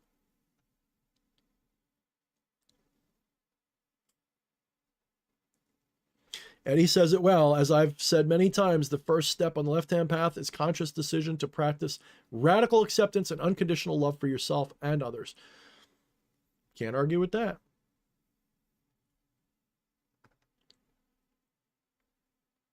DK with the 10 spot says, hey, I'm hoping I'm back. I've been extremely sick and hit from all angles with life. Oh, I'm sorry to hear that, DK. I really hope you feel better soon. Thank you for the 10 spot. Can't offer much advice. I never get sick hardly. You know what I do is I can't give you medical advice, especially on YouTube, but I keep malachite around, and that helps a little bit, I think. But wash your hands a lot.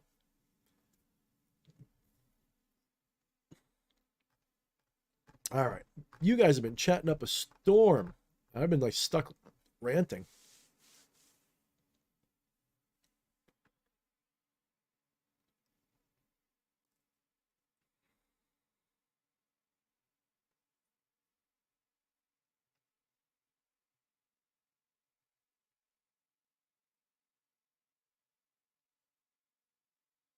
Psycho Chill, I think if I'm reading you right, that's a great way to say it. He says, hi, absolutely. The adversarial archetype has everything to do with what is averse to us microcosmically and to the society which is oppressive. While I think he meant to say macrocosmic wise is a whole other thing. Yeah, I mean, there's people who are cosmic, like they want to destroy the universe and everything, But that's kind of not where I'm at. Nina the Mystic, how'd I miss you? The Blue Wrench. What's going on, Nina? How you been? It's been a little minute. Hope you're doing well.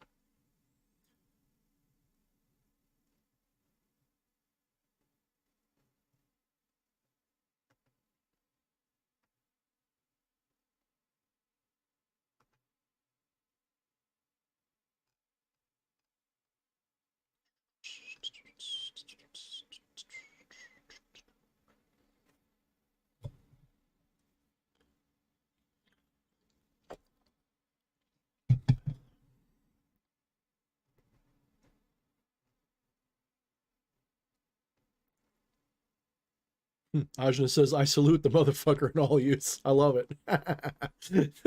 That's how I like it. A little bit irreverent.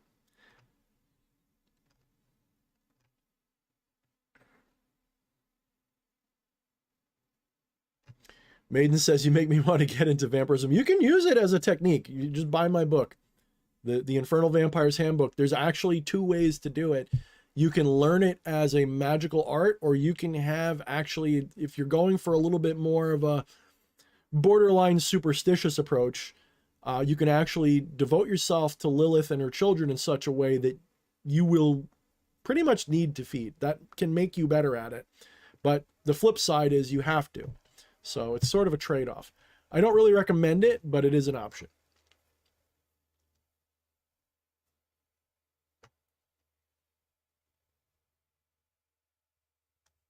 Oh, I guess Ninurta says, yes, DH, the Shams al-Marif. Okay, I'll have to, let me, I assume that's your response to my question about Jesus, or I should say, Yeshua.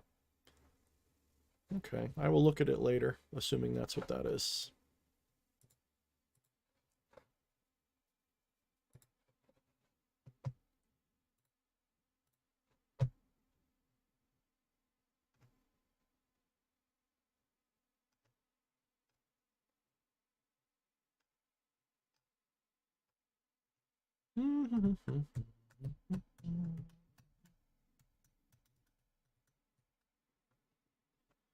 Main Liberty says, are angels higher vibes or is hierarchy BS? Hierarchy is always BS.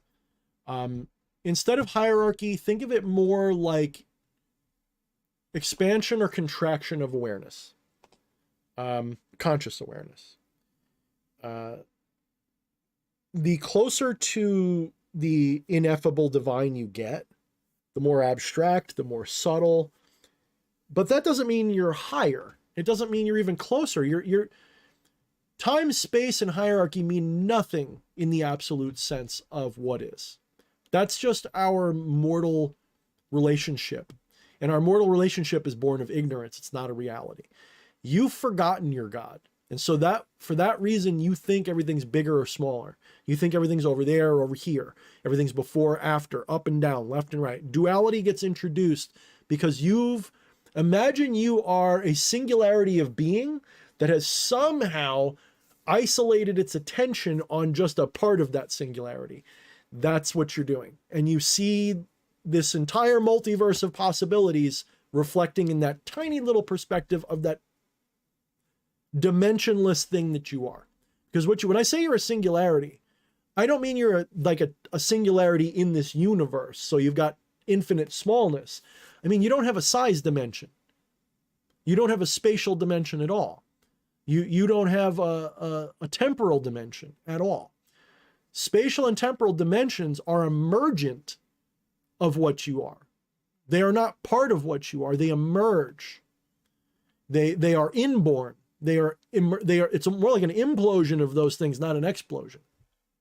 It's almost like everything you know of as reality is an imploding black hole, and that's why it looks like it's expanding, because it's like your consciousness that is normally fully filling this singularity, but you've reduced your awareness of yourself to a finite portion of that boundless thing.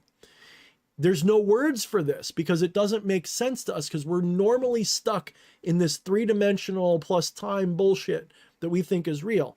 The divine precludes that. Okay? This idea of a three-dimensional plus time universe is something happening in the mind of that singularity, and that singularity has no dimensions. There's no up, down, left, or right. There's no border. There's no edge. There's no before. There's no after. There is just eternity in a singularity, and that singularity is both as tiny as you can imagine and as big as you can imagine, because it's got no size. It just exists, and it's all there is, right? There's no sense of size or time or up or down or bigger or smaller or hierarchy or better or worse. All of those are dualistic ideations that only emerge when you focus on a specific part of that infinity. And even infinity doesn't make sense, because infinity in this rational three-dimensional world makes no sense. But this three-dimensional world being a fraction of infinity does. And that infinity is not a number. It is a boundlessness. It's an eternalness. It's a formless, boundless eternity in which all things can be found. So this is why I like to use the analogy of reading a book, because it's sort of like you're God reading yourself. And this self contains every story imaginable, and you're reading them in whatever sequence, but there's no time, so there's no sequence. Get it? This is why it's a mind fuck. This is why it's so hard, because every one of us, after being born, we are rapidly indoctrinated because we're not born. This birthing experience, we forget our divinity to do this. And once you incarnate, you've forgotten your greater self. You've become invested in this little portion. And so you become convinced, because you're just watching this brain do things. You're watching this intellect, and this is all you know, because you've forgotten the rest intentionally. You're ignoring the rest. You're only fixated on what's in this blob, and it's not even a blob, but we'll just call it a blob. You're fixated on this blob of being, and whatever's going on in this blob of being, you think is it. But this isn't it. This is just something you're watching right now, like watching a single TV station. That's not all of television. And when this blob gets smashed and you're dead, all that is like smashing a radio. The radio station's still playing. In fact, there's a million radios just exactly like you. You could shift into any one of them. This is why there's such a thing as quantum immortality. If you look up the idea, in the way that I look at reality, that's a reality. Does that mean you will do it? No. But it means it's an option. It is possible for consciousness to fixate on one of those eternal lives if it wants to. When I say want, I mean will. We usually get the two terms confused. If it is the will of the divine to incarnate in a being that never dies, it will do so. Because they do exist in the multiverse. No question. Do they exist in this one? Maybe I'll be the first one. I don't know if I want to, though. I kind of like the places I go when I go on trips and shit. You know what I mean? I kind of like where I go in deep meditation. I think it's fun. This is fun too. Like it's not like I go, this is more fun than that. Sometimes it feels that way, But there's times where it's like, you know what? I don't feel like tripping balls. I think I'm just going to meditate and just go into just peace mode, and that's good. I don't always have to fly around Venus. You know what I mean? I don't always have to see the machine elves. Not that I've seen them, but I haven't done the specific chemical that's supposed to help with that, the medicine. But other things, yes. And the things I've seen and experienced, sometimes saying I is problematic there because sometimes ego death comes first. And there is no I experiencing. There's just an experience happening. And you whatever you are is not an I anymore. There's just experiences going on and you're watching them. And if you're lucky, you remember a piece of them and come back and go, what the fuck? I wasn't even me when I was seeing this shit. It's almost like watching those really weird, like one of the experiences I've had was a lot like watching those weird AI fractal paintings that like you can find. I think it's called, there's a YouTube channel that has them now. I can't think of the name of it. But they take an image and they process it with AI so that you're like zoom in and out and it animates and it's like really twisted and you see like faces forming out of nothing and it's cool shit. I've seen that. That's a real thing. It's not just your brain. Your brain's not doing it. If anything, it's your brain's not working and the mind is no longer stuck on this. It's looking around and experiencing higher realms of being. And they don't make sense like this one does because this one has a specific wavelength. You tune into these other ones that are different.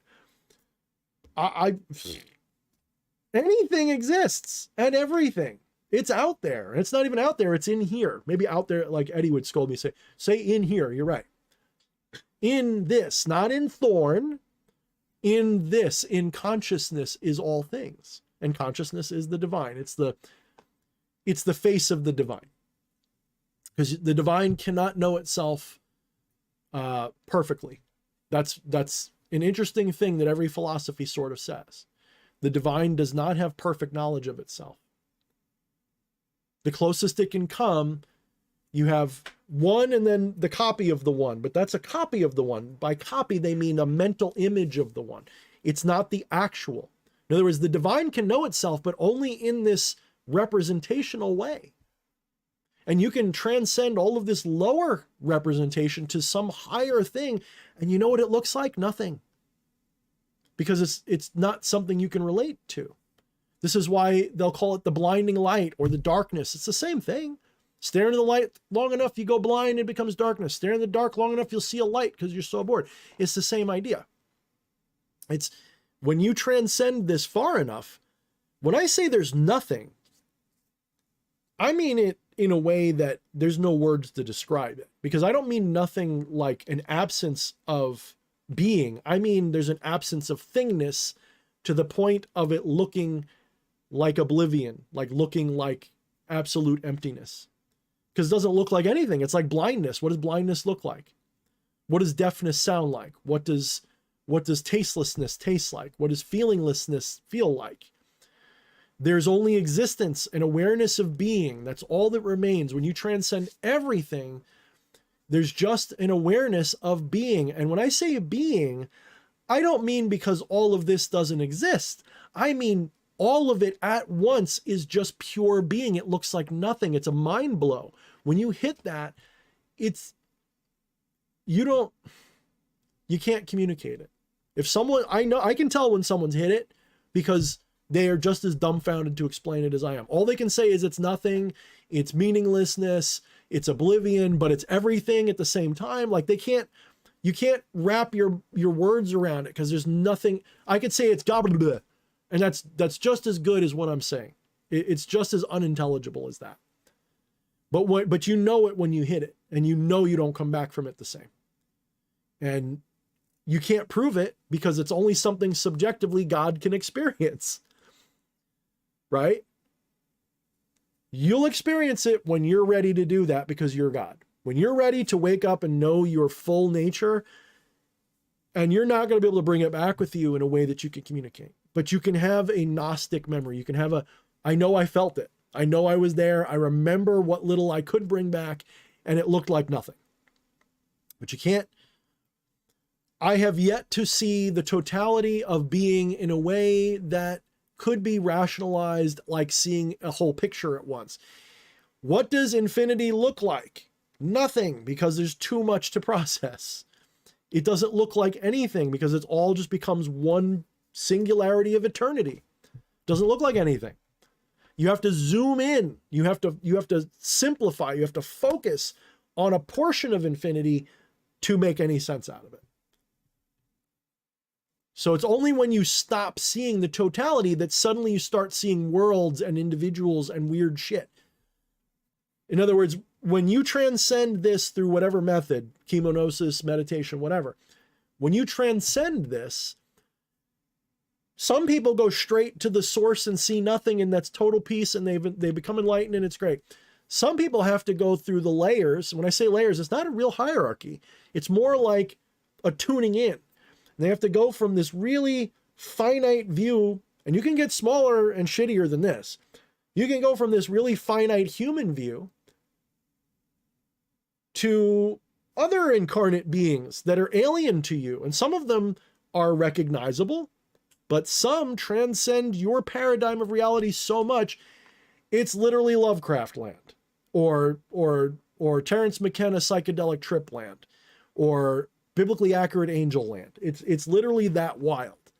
And you don't need chemicals to do it, but that is the easiest way. It's the most vivid way, because it's really hard. It's a very difficult thing for the average human being to condition themselves, especially in our day-to-day lives in this modern world, to condition themselves to enter a deep enough kind of trance to do what the chemicals do normally. Because your brain has DMT in it right now. It naturally produced by the brain all the time. It's going on in your pineal gland. All that shit's happening. It's all in there. And all of this shit that your brain is just a projection. It's just what the divine looks like on the outside. It's just what your intellect looks like on the outside. So this pineal gland, it's not really responsible for anything because it doesn't really exist. It's just an idea in your mind. And these chemicals don't really exist as you imagine. They're just an idea in your mind. But they do represent a reality. And when they're combined together in your mind, your brain is getting these chemicals, and it does. This is where it's trippy, because it's a little bit of yes and a little bit of no. They're both wrong, but you got to kind of rub them together until the reality hits you. The reality is the material is valid, and so is the immaterial. They're opposite sides of the same coin. They're both projections of the same coin. Neither one of them by themselves is accurate. Like when you have this astral view, this vision view, this idealistic view, that's no more valid than your materialistic view, because both of them are an illusion of the truth. They both represent a part of the truth. Neither one of them is better. People go like, oh, this material world's all an illusion. You have to go into your mind and get the transcendental. No, the purpose of going into your mind for the transcendental is to realize that the material is not real. Yes. When I say it's not real, I mean it's just what reality looks like. But when you're in that idealistic realm, it's the same thing. That's just what reality looks like. It's just it's no longer connected to this illusory causal realm. It's like I've often shown. It's like put astral on one side of your hand and material on the other. And when you look one way, you're looking at the astral. And when you look the other way, you're looking at the material. But you're seeing the same hand. It just looks different. That's all it is. So when you do the drugs, when you do the this, when you do the that, and you transcend this, all you're doing is just finding a way to sever your mental attachment to the reality that you think this is, and open yourself to the possibility that this is not it. This is just your avatar. This is the physical part. This is like the sole of your foot. Your physical being is like the sole of your foot. It's in contact, and it gets feelings, and it feels like it's real. It feels like the world is real. But you're actually this brain all the way at the top of this stalky being that's not touching anything, right? So the foot is just this tiny little part of your avatar. This being is just, it's just the tip of your being, penetrating into itself to explore itself. That's another good metaphor. Whew.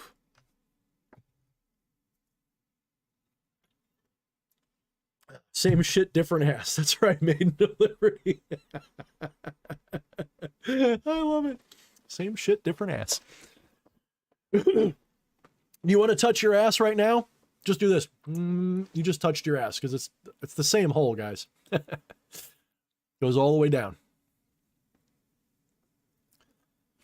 All right, let's see. Let me see. How much time do I got left? All right, I'm gonna go for. I wanted to keep it a little bit short tonight. Wyatt's not here, so he's gonna be mad because I'm probably gonna actually keep my word. What's up, Raquel Kelly? Very supportive person. Thank you so much. Let's see. Who did I? Black Witch. I don't think I said hi to. What's up, Black Witch? Let's see. Who have I not offended tonight? Should I talk about politics? No, I don't want to talk about politics. I could. How many of you guys can see what's coming? Is it going to be fun or what? Xander Promio. What's going on, Xander? Who'd I miss? Who'd I miss? I don't know who I missed here. How about this? If you're a new viewer, if you're one of the 31 and you're not one of the people talking, do you guys have a question? Because it's interesting because there's like 31 people here, but there's only ever like 10 people commenting. So I'm always curious like who these other people are. Like right now there are 13. Let's see. 1, 2, 3, 4, 5, 6, 7, 8, 9. Officially there are 10 participants in what's listed here. So if you haven't ever asked a question, please, by all means, I would love to have a question from you or a comment. It'd be really cool. Don't worry, Z. I'm only going to do politics if people really want me to. I think the politics is absolutely right now. Let me put it to you like this. Do I really have to tell you what's going on, or is it starting to become obvious enough that you start to see that, hey, maybe Thorne had a point? Just curious. I won't get into it more than that. If you understand what I'm saying, I really hope you guys have some food and shit stored up because there's a good chance that there will be some interruptions in supply lines over the next year and a half, maybe longer. So I really recommend a month or two of food, at least minimum, just so you can get through the worst part of supply line issues that'll probably happen. Make sure you have some alternatives to cash and bank money. I can't tell you what, because everybody's different. Silver, gold, Bitcoin, shit like that. But yeah, maybe a little bit of lead, if you know what, a little really depleted uranium, so to speak.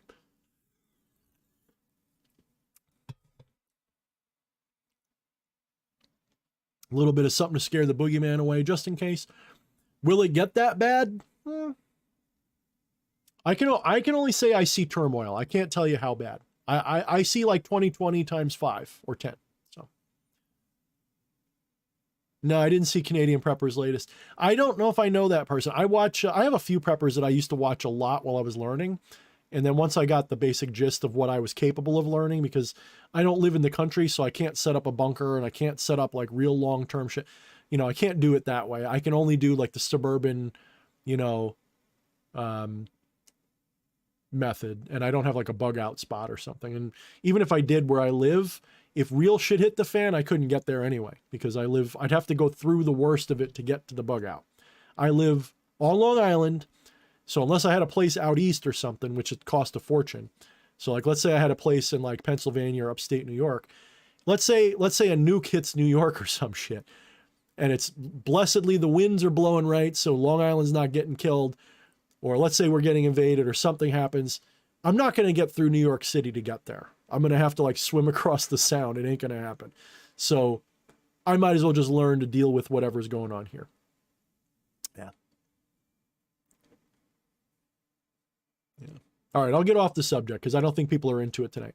But just know that, I mean, how obvious is it getting, guys? I mean, how much more? I don't have to bang the drum anymore, do I? Do I have to sound the alarm anymore? Or is it pretty much obvious that the system's collapsing? And I don't mean that necessarily in a bad way.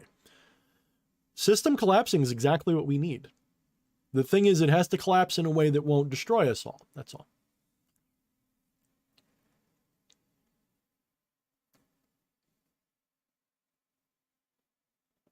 Ajna says, Wanted to tell you I'm developing a goetic relationship. And holy shit, man, people's lies are just being shown to me. People unknowingly tell me stuff, revealing I was being lied to by others. What's up with that?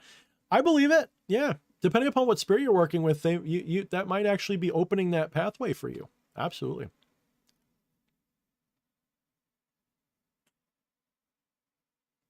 That's right, Xander. And to some degree, I want to be clear. If you're tuning into me, you know, for just spiritual stuff because you're sick of the politics, I get it. I just hope that you're informed. You know, if you've got your head buried in the sand and you're not prepared for what's coming, I don't want to be judgy of you, but I do judge that, but I don't want to be judgy of you. I just want you to know that you really can't ignore what's coming. With any luck, it won't kill you. With any luck, you'll be fine. With any luck, it'll just be a bump. But honestly, if you're burying your head in the sand, I get it. It's so toxic that it's really, I'm not encouraging you to dwell on it, but I hope you're aware. I hope you're not just sitting there thinking it's going to be fine. Like just being Pollyanna or in denial. That's all.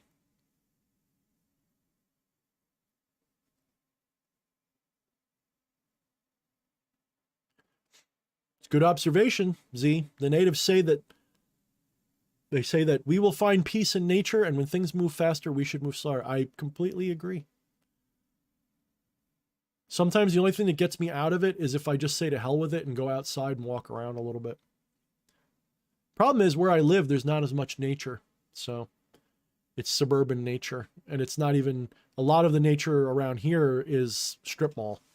So it's not even like the city where you have like cool architecture and cool culture. It's literally just strip malls and suburban, you know, just endless of the same places. Just rows and rows of the same shit.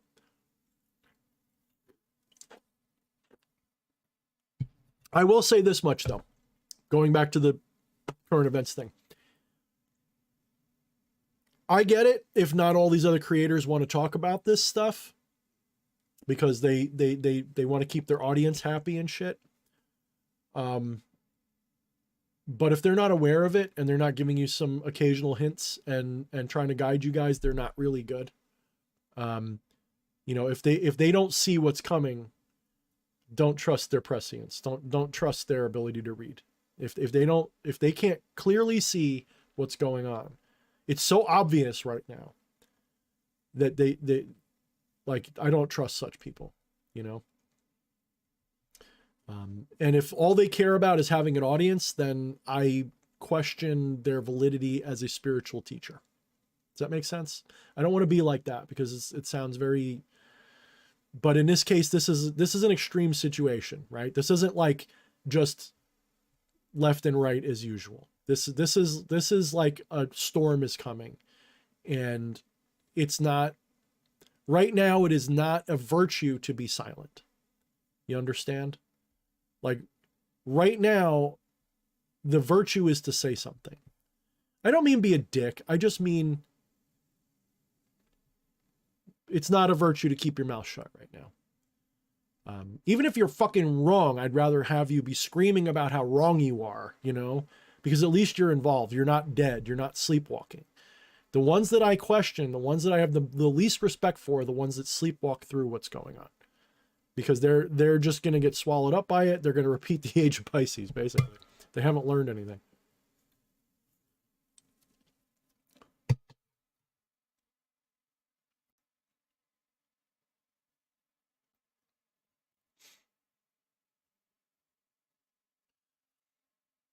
I don't know, Hardcore Zombie. Some might be afraid.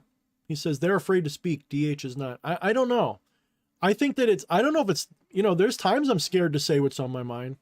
Believe me, especially like in 2020 when it was first coming out.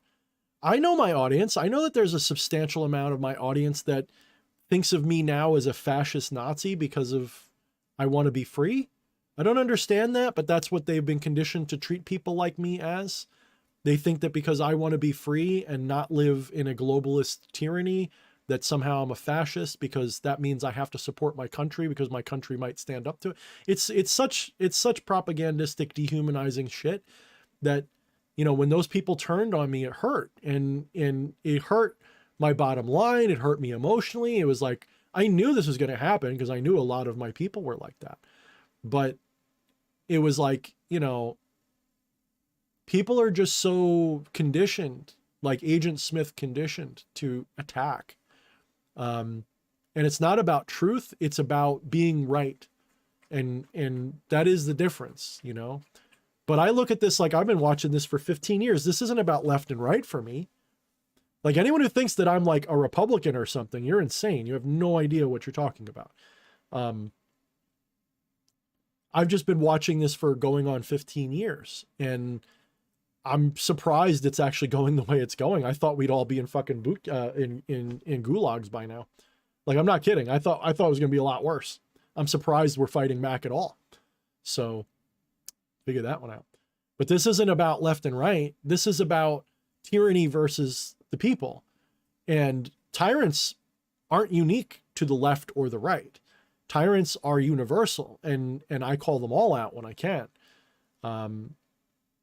So that's where I'm at. And some people, because a lot right now, the most obvious targets are often on the left, but there's a lot on the fucking right too. If you don't know that, you're still not paying attention. If you think Republicans are good and Democrats are bad, or vice versa, you're dumb. You're still dumb. You don't get it yet.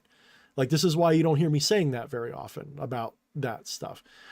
Sometimes I reduce it that way because it's the easiest way to say it, but that's not, I don't think of it like that. It's literally, there are people who want us all to be enslaved and silenced and censored, and the same people who were pushing the fucking lockdowns and shit. It's the same group of people.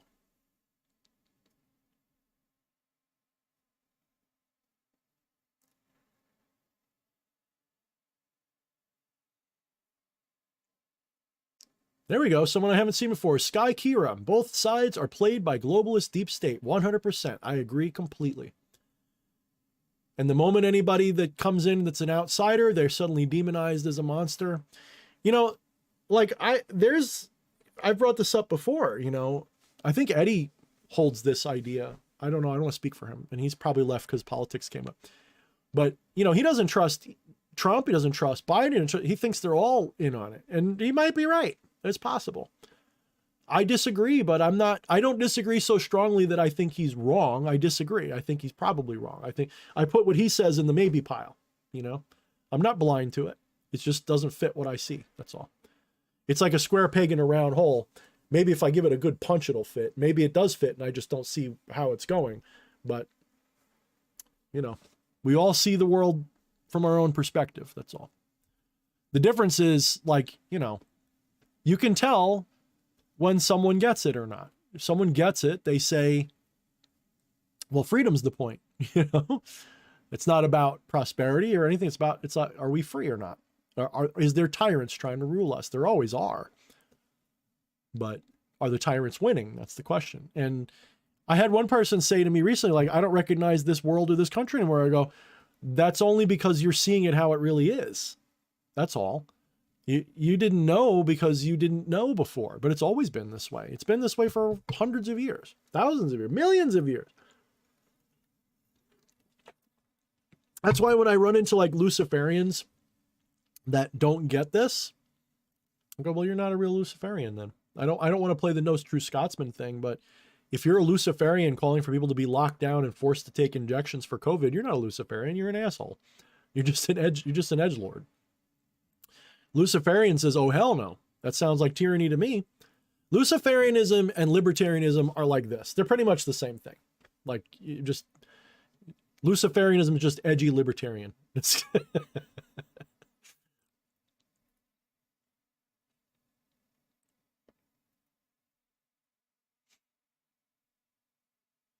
What's up, Tesla Dilmurbox? Another new comment. Thank you for commenting. They said, in the Middle Ages, the tyrants were the religious and their kings, journalists and their friends presidents. Let's cut the financial vein of this propaganda trash by not buying them anymore. Look, you know, while we still have the ability to spend our money as we wish without getting social credit hits, do so now because it's working. Do so now because it is working. You know, vote with your money while you still can, because pretty soon it won't matter if they win. That's right, Z. You're not wrong. Even government are puppets to the real controllers. Do you think this is all Trump's plan, what he's doing? No, he's the front man for a plan that's being enacted by other people.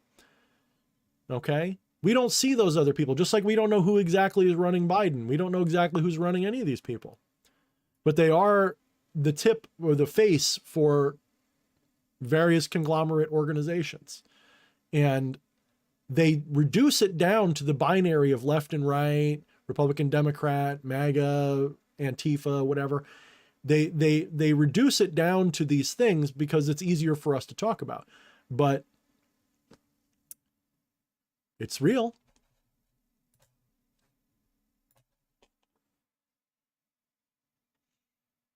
I don't know, Sky. I think, it could be, but I don't know about that. I think I think that they're floundering so bad and they're so desperate right now, they're going to push these things and they're going to just not work. Because I think too many people see the truth and too many people are fighting back. They're going to push, but people are going to say no, or they're going to push and people are going to riot or whatever. I don't think we're going to get those things in America. If you're in Europe, though, guys, I got to tell you, if you're on the other side of the pond from me, if you're in Europe, you guys are probably going into 1984 hell on steroids in the next 10 years. If you're in Canada, you're probably going into very nearly. If you're in Australia, you're going into 1984 hell on steroids. If you're anywhere in the EU, if you're anywhere in these places, I'm just telling you guys, you're not going to be spared right now. You're just not. Interestingly enough, Sky, I don't think the Q thing is entirely wrong. I think that there's some truth to it. Do I think that it's, I wouldn't join the cult of it though. Like I keep my eye on all of this. And the Q thing, like I like watching X22, and if the guy is having Donald Trump's son on and Carrie Lake on, and he's talking about Q shit, look, I don't think that Donald Trump's son or Carrie Lake is so desperate to be on a complete flakes channel. So I'm going to say he's at least reasonably on point. And I like him for my optimistic take. And then I look at other people for the negative take. Don't just stick on one. Like I look at everything. I look at left wing, right wing, good guy, bad guy, optimistic, nihilistic. I listen to all of them, and I don't know about all of them. There's plenty that I miss, but I try to keep my eyes peeled and my head on a swivel because that's the only way to be informed. And you can't trust the media, so you gotta do your homework, and it's hard, especially with all the disinformation going on.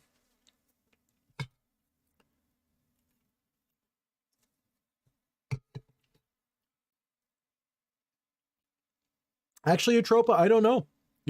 10 years ago, that might have worked. She's saying, if we all stop consuming, everything would go into a halt. See how they like it. I don't know if they would care. You know how I know that? Look at all of the shit that they're taking L's on in business right now.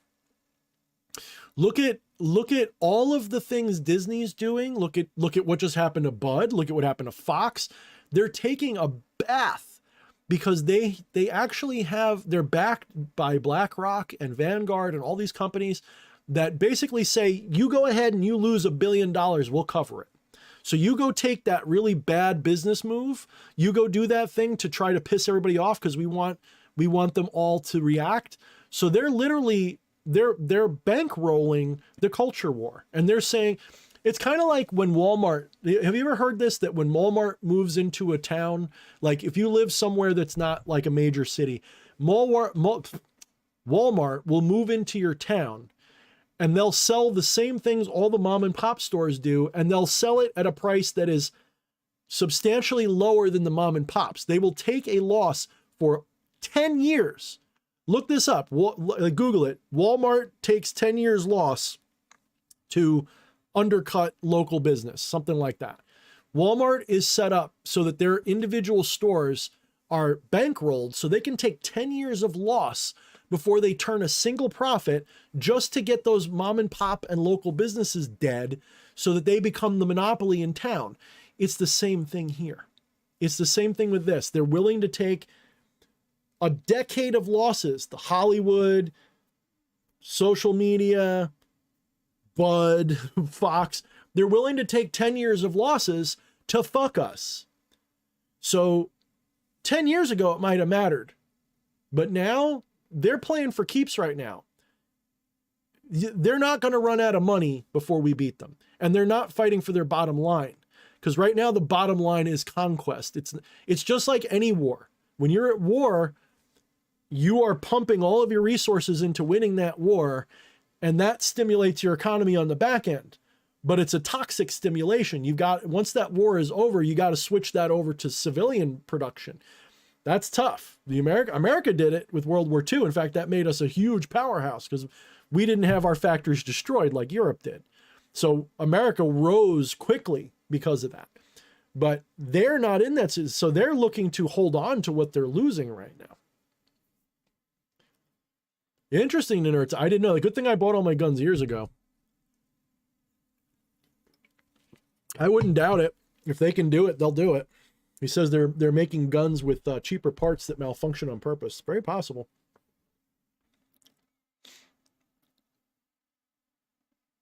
That's right, Sky. Our entire economy is monopolized into a pyramid scheme by a couple of hedge fund companies that then go ahead and blame it on capitalism.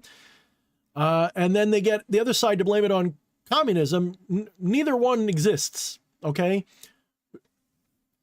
I don't want to get too deep into this because this is a little too crazy, but they want us fighting over how we count the beans, and that's not the problem. It's not capitalism versus communism. I side with capitalism, but I don't see like Jen Vatz's version of communism to be a great Satan. I just disagree with it. If it works, it works. I don't give a shit. What we have is corporatism. We have a hybrid Keynesian model, corporatist model. It's complete tyranny from top to bottom. It's government and industry like this. And they're destroying us with that.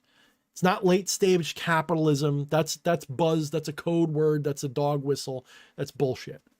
And it's not communism. That's the stupid people's idea. The elite are not communists, guys. We're not being beaten by commies. These are people who are using these divisive ideologies to weaken a culture, then use corporatism to create globalism in which they control. That's all it is. And the sooner we walk away from that and stop fighting amongst each other over these stupid little questions, these football concerns. I'm not saying that abortion's not important or is important or whatever. I'm just saying right now, we're being set up to be slaughtered, and we're arguing about whether or not, pigs should have lipstick on them or not. You get it? Like we're arguing about shit that don't matter. Like, why do you think they put Dylan Mulvaney on a Bud Light can? Do you really think it's because they care about trans people or whatever? No, they're trying to piss people off to get people attack trans people so that there's more division. And on top of that, they want everybody distracted by that uproar rather than all the other shit that's pouring out of every orifice of the government right now.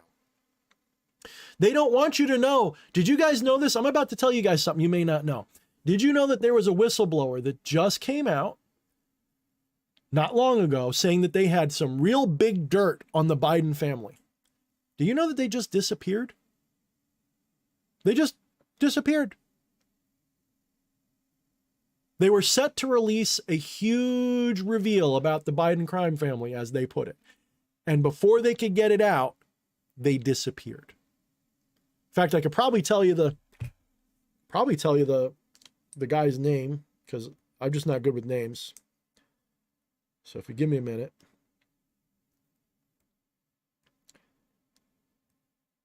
Guy just disappeared, like Epstein level. Just disappears.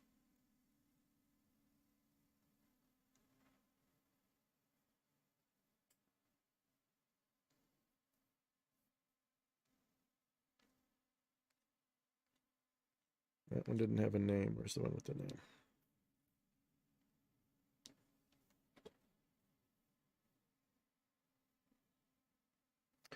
So Dr. Gal Luft, Galluft, the co-director of the Washington-based Institute for Analysis of Global Security, reportedly was going to reveal explosive information on the Biden crime family. Now he's gone missing under mysterious circumstances. If they're openly disappearing people, they are fucked. Because that means they don't care if you figure it out.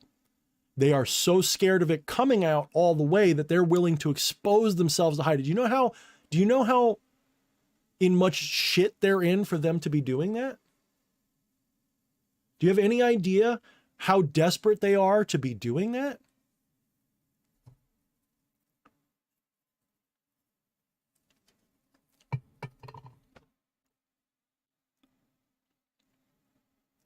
So right now, if you are one of the awake, you are not only not alone, you're the majority now. Do you know that? I don't think most of you realize that. Because some of you guys, like I see Psycho, I'm gonna call you Psycho, says, yeah, DH. And the funny thing is, if you say this, you're just a psychologically damaged conspiracy theorist. While that may be true in the mind of the majority of normie, there is a like of those who are informed at all, the majority are now awake. So that means, yes, there may still be a majority population that's uselessly unaware. There always will be. If you think that we win because we have everybody awake, that's not how this works. It's never worked that way. Look at the revolution. It was 3% of the population fought the British. Only 3%. Everybody else was either neutral or on the other side. Most of them were neutral or just didn't do anything. Only 3% actually took up arms, and they were only supported by probably another 10%. Everybody else was, fuck this shit, I'm out. Okay? Well, we're looking at a situation where, let's be conservative and say maybe 30 or 40% of the population focuses on these issues. No matter which direction, left, right, center, whatever. Of that 30 or 40% of the population that is sociopolitically aware and savvy, conservatively, 60% are on our side now. When I say side, I don't mean Trump. I mean, they're informed about the corruption. Some of them are the Russell Brand types. I love the Russell Brand types. They're the sane, rational, left liberal mentality that I love, the ones that used to be the dominant side. I love that side. That side will always be welcome in my boathouse, in my hangout, okay? Give me Russell Brand all day long. I'd actually prefer Russell Brand over most of the right wing, just because I'm not a right winger. I prefer Russell Brand's version over most of the alternatives, even the ones I agree with, okay? So 60% or more, conservatively 60% are aware now. And they're starting to stand up. The deep state, the globalists can't survive that. They absolutely can't. I'm telling you guys, as a student of history, as a prescient person, I'm not saying that there's no chance, because any kind of black swan could happen, an asteroid could hit. But the way this goes from here is it's going to get worse, because they're going to be scrambling to try to hold on to whatever they can and to consolidate whatever they can and destroy whatever they can before they're potentially rounded up and hung.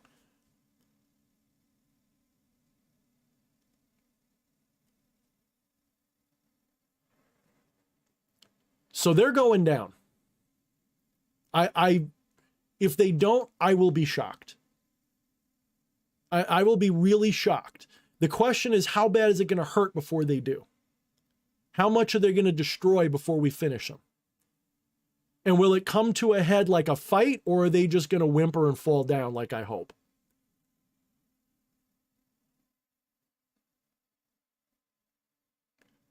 Everybody who's remotely paying attention right now is completely aware now that you can't trust the media, that everybody's lying, everybody's being propagandized, and it's all a shit show on purpose. This cannot last. The system is, the matrix is collapsing as we speak, right in front of us. This is why all of a sudden aliens are showing up, alien signals from 100. I'm not kidding. They just found alien radio waves. Look it up. Alien radio signals about 170 light years away that they can't explain and they think could be an alien civilization. Look it up. All this shit is dropping. They can't hide the ancient civilization before Egypt anymore. It's starting to pour out of the woodwork. It's starting to pour out of everywhere. They make fun of Randall Carlson. They make fun of Graham Hancock. They ridicule them. They're not right about everything, but they're asking the hard questions that they're afraid to touch. And it's obvious that they're lying or hiding the truth. Or they're too arrogant to accept it. Doesn't mean Graham Hancock is right. It just means that he's asking the right questions that are leading to answers that look like, hey, there was an advanced civilization prior to 10,000 years ago. Like maybe almost on par with us advanced, like maybe had spaceships and shit. Maybe look at what a Vamana is. If that's not a UFO, I don't know what is.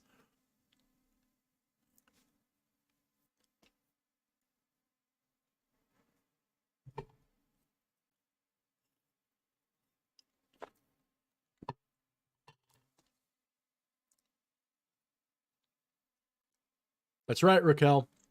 Another global reset, but I'm calling it the Great Awakening. And you'll notice that a lot of the people that I like, either they've already called it that or they've taken up a similar terminology. Like Russell Brand, that guy, was it Still Waters Run Deep or whatever, the Infinite Waters Run Deep. They call it the Great Awakening. It is. This is the outpouring. This is the age of Aquarius. And the bad guys, see, here's what I suspect happened, but I could be wrong. I suspect that Adam Weishaupt and the other Enlightenment bunch were probably good guys.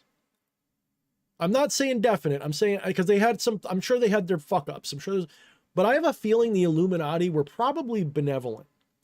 But then someone said, hey, this would be a great way to just control everything. Like, let's take this highfalutin idea of like saving humanity and enlightening it and turning it into a paradise. Let's make it a paradise. Yeah, but for us. That's what I think happened. I think that there was a benevolent plan that got twisted and turned into this. And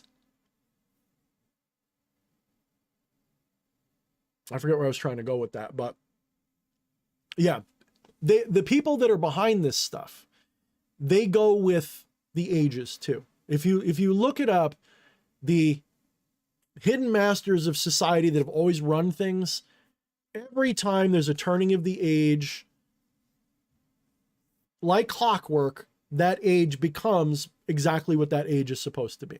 And there's usually an event or a series of events that kicks it off. The age of Pisces, depending on when you think it began and ended, in the Western world, it was the Jesus event. You have the Krishna event, so to speak. You have these other events. You have the Buddha event that's a little bit earlier, quite a bit earlier, actually, a couple hundred years earlier. And this is fact. Every 2.4 thousand years or so, there's an event that matches the astrological age that ushers in the new. So we're going through the Great Awakening. They wanted to make it a great reset. The Great Awakening is not going to be stopped. It was inevitable. Their mistake was trying to control it. Their mistake was trying to control it to turn it into what they wanted it to be. And it's blowing up in their face. Because it's the outpouring. Now, don't forget, the age of Aquarius is classically a Saturnian age. It's not Uranus. They didn't have knowledge of Uranus back then. So all of this astrological stuff is primarily focused on classical astrology. Yes, you can include the other stuff. Some people successfully do. I don't really like it. I like the classical. And the classical astrology tells us the age of Aquarius, because Saturn is a major part of it, because it's, look at where Saturn is. What house is Saturn in right now? And for how much longer? We're like right in the apex of like the shit storm. And it's the reaping part. Saturn is symbolic of time and reaping and harvest, but also organization, cycles, revelation stuff too. So magic. Saturn is a magical planet. It's all about magic, and a big portion of Saturn has to do with magic. So Age of Aquarius is actually a Saturnian sign.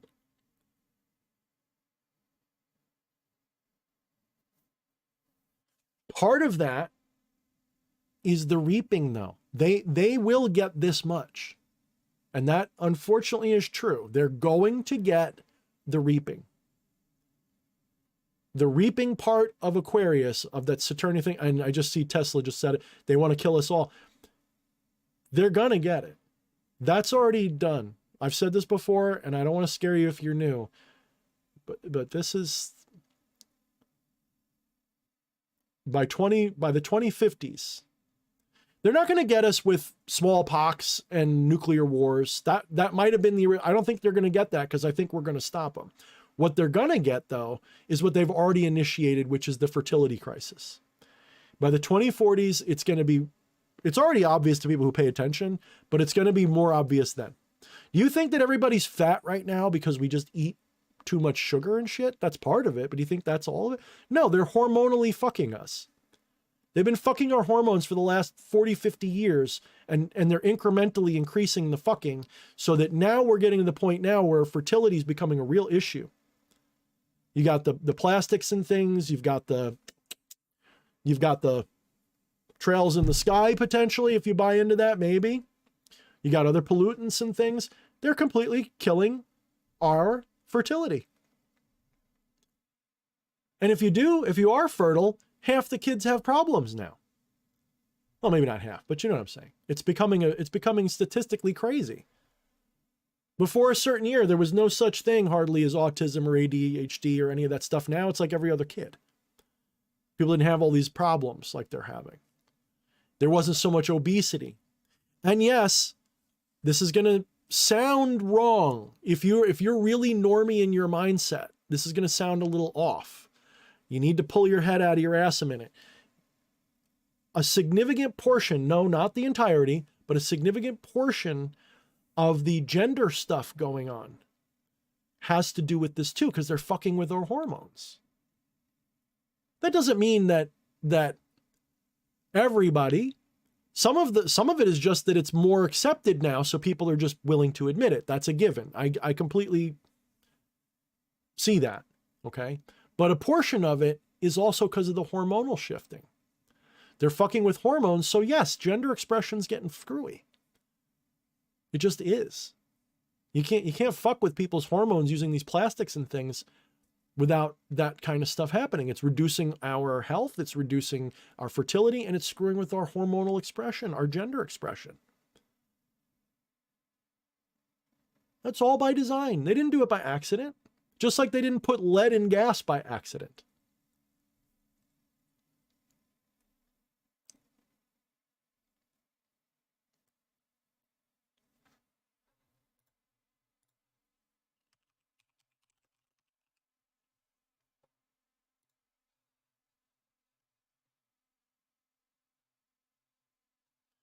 So Atropa, just so you know, Saturn is in Aquarius now, and it will be until March 29th of 25. It's actually, if I remember correctly, right now it is stationary, and it's going to go direct in November. So I think it's stationary. It's either stationary or I think it's stationary. I could be wrong. But I know I'm looking at it on Google right now, just telling you.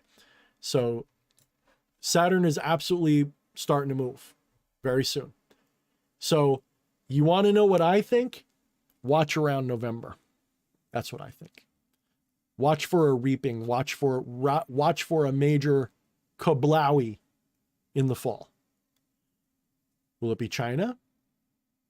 You know, that's when all the storm season ends, is the fall over there, and in the ocean between, you know, in the was the South China Sea or whatever, between Taiwan and China. That's when all the typhoons die down, is for the fall. So just looking at the astrological significance, watch for major shifts probably around then. That's my guess. And I'm not a professional astrologer. I'm literally a layman when it comes to that. I'm just a beginner.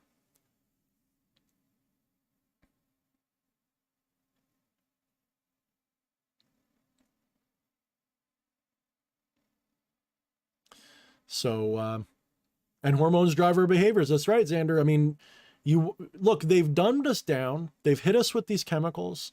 The culture that they've fed us is toxic. You know, what began as just fun and games, which is all fine and good, has become a way of life for people. You know what I mean?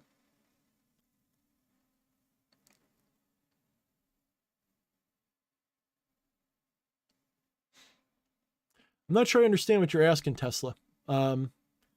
What is the magic measure that all of you take with the scoundrels working to kill us? Billy Gates, for example. I'm not sure what you mean.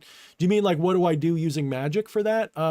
My view of magic is I don't change the world. I change the world that I'm manifesting. In other words, I see it as a multiverse, and I don't see cause and effect as real the way most people do. It's real on this level. Like, I interact with it like it's got cause and effect, obviously. Like, obviously, if I have a headache, I take a pill and it goes away. But that's just a perception. The way I see reality is I center myself in a more top-down view, meaning I see reality as an infinite multiverse happening. But it's not happening, excuse me. An infinite multiverse that doesn't have time. Time is a construct that we develop as we experience that infinite universe. So I don't try to change the world. I simply try to center myself in the reality that I want to see. And I recognize that what I want and what I will are not necessarily the same thing. So I try to make my desires tune into my will. I try to become aware of my higher will and see what it's trying to do, and surrender to that will rather than trying to force everything. It doesn't always work because I'm still a mortal being that hasn't reached total nirvana enlightenment.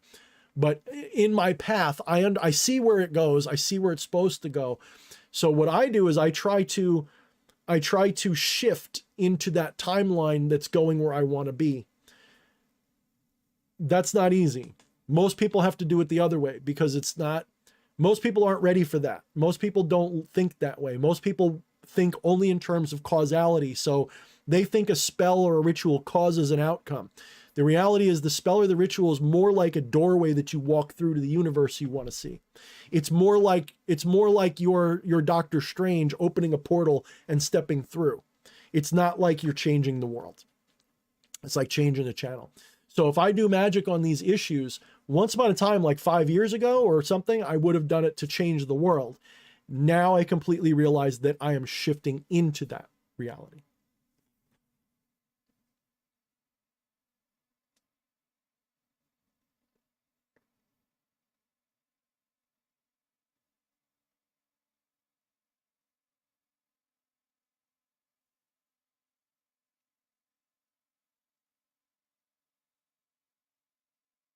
Ajna says, Saturn return is a killer in the best, most blessed sense of the word. You're right, man. We only get a couple of them in our lives, right? What is it, every 30 years? You know, you only get 2, 3, 4, maybe if you're lucky. I don't think anybody's ever had 5 of them. Maybe somebody did. What's the oldest person ever live? I think they lived to like 114 or something. Let me see. Oldest person to ever lived to 122. Jean Calment is the oldest recorded person. Obviously, there's people like in other countries that claim to be older, but according to official statistics that have been verified, Gene Clement lived to 122.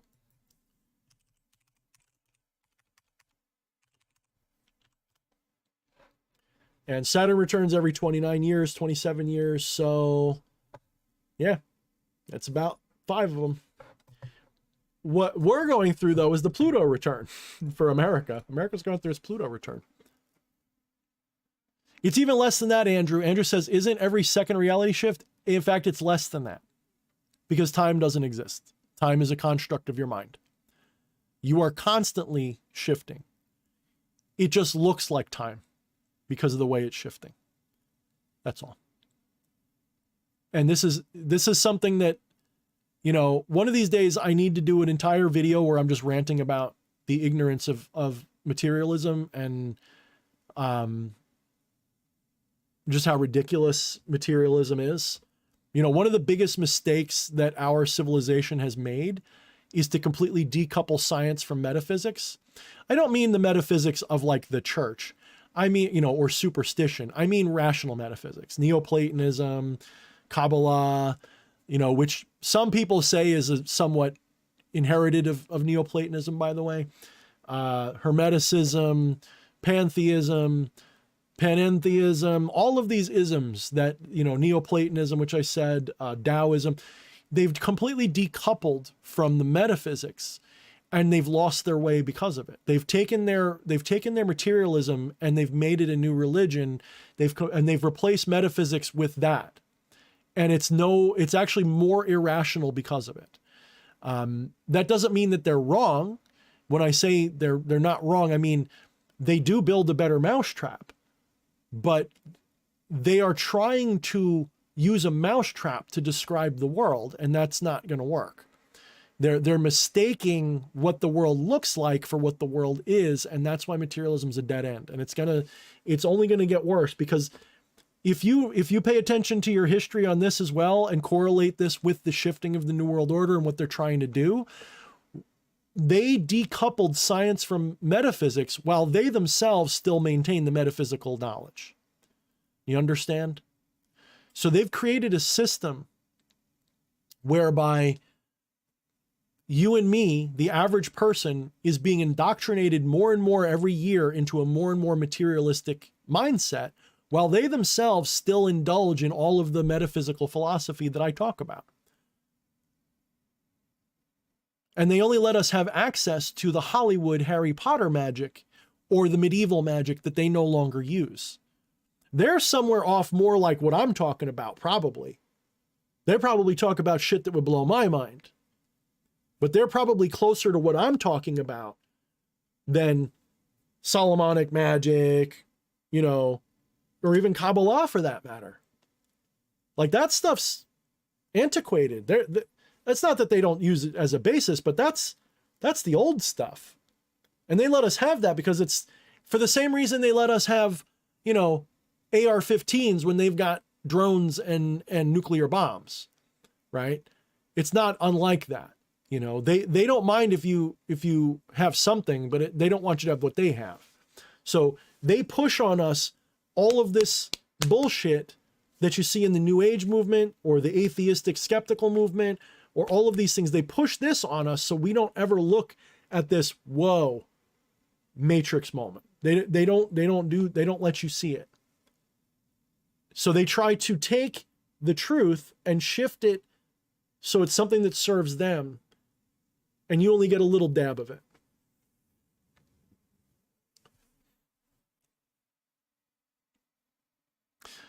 Yeah, Sky, to a great degree they do. And they say they have their own occult system, is what Sky said. And I've said that for a long time, but that doesn't mean that it is necessarily completely isolated from ours. It just means that, and let's not forget, we're not talking about Nancy Pelosi. We're not talking about Hillary Clinton. We're not talking about Trump necessarily. We're talking about the ones running everything. The ones that are behind the scenes absolutely have their own high-level metaphysic that they work through. And it is probably something a little closer to what I'm talking about. I could be wrong on that. It's just my intuition telling me it. But you know how I think it's true is because I'm seeing the same I'm seeing them use similar sets of rules that I use, you know, like the classical astrology and shit. I see them using that. It's just, it's evident in what they're doing when they do it. Look at when they announce shit. Look at when things happen. Look at when things drop. They try to time things so that they're at the right time in the news cycle, but they also try to time things with astrological, and I mean classical significance. Like they're using Pikatrix type shit. You know what I mean? At least some of them do. But they're using like a more updated, something I don't get. Like it's a little beyond me still, but I do see the patterns, and it's not a pattern I guess, you know, I've heard that being ADHD, you recognize patterns better, especially subtle patterns, because it's like part of it is like you're usually abused a little bit, or you go through a lot of trauma, so you become sensitive to shit. But I think you just, because of the way your brain is wired to hit on interesting things, and patterns are interesting, I think I notice, like I can predict the end of any movie like within 5 seconds. I can tell you how it ends most of the time. I love a movie I can't predict. It doesn't happen often. Usually I like those the best. But yeah, you learn pattern recognition, and you get sensitive to patterns. So, whew.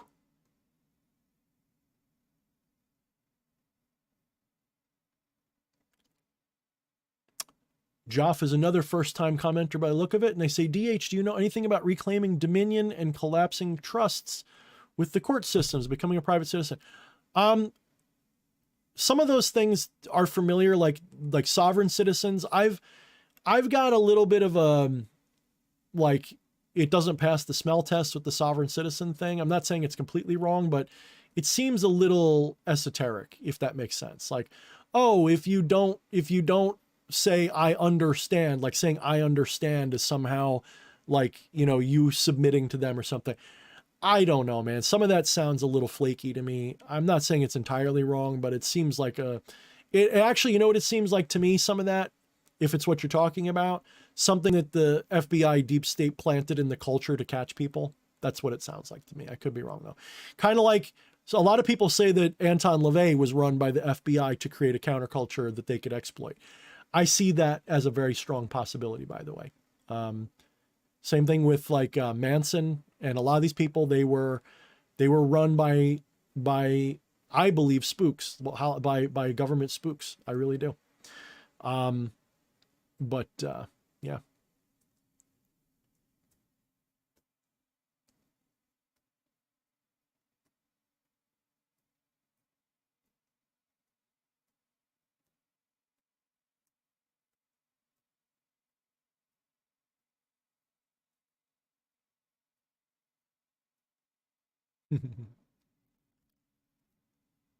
You're welcome, Jeff. I like I said, I don't know 100%. There's certain things. If you mean Dominion, do you mean like the Dominion voting machines, or do you mean like reclaiming your personal Dominion? That you know, I got to tell you though, like in a lot of ways, there's two kinds of people that are going to be okay: the super poor and the super rich. The super poor have nothing to lose. The super rich can't lose enough for it to matter. You know, so.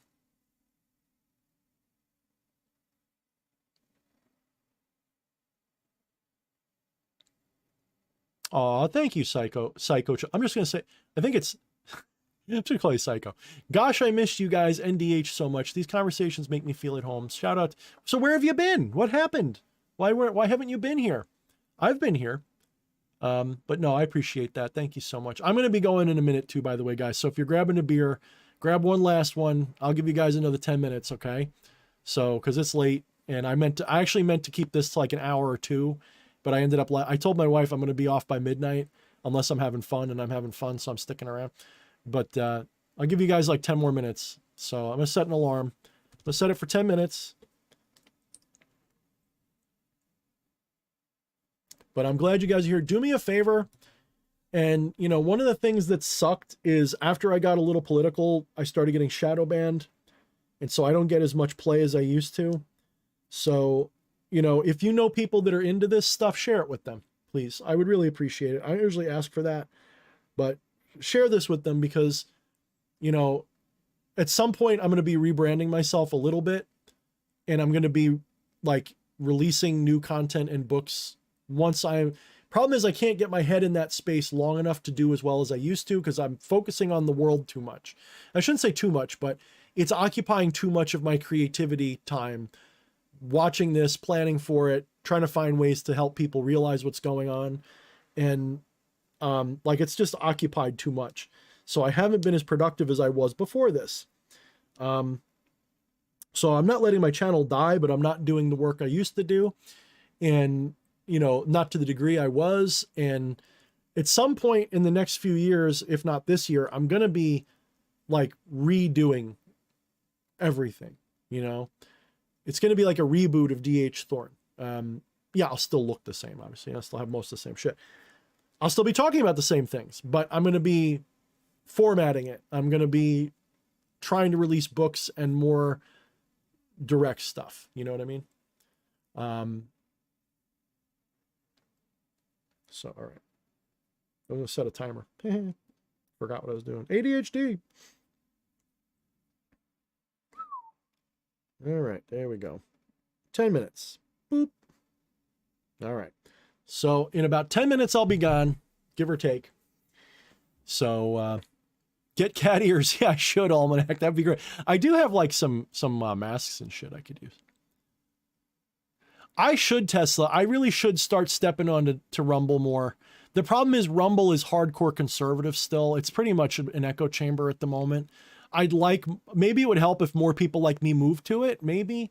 I just, you know, and YouTube's going to die probably before this is, or at least it's going to take a major crash because YouTube is losing money hand over fist right now because of their agendas and their bullshit. And, you know, they're going to focus on shorts soon. And they already are, but they're going to really, like, there may come a time when long form videos, unless their streams are no longer like supported. Like that's a nightmare scenario for me. Like that just tells you they want to control everything because long form video is where the information is.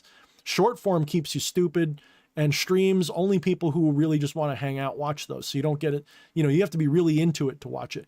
Long form content, 10 to 20, 30 minutes is like the sweet spot for me.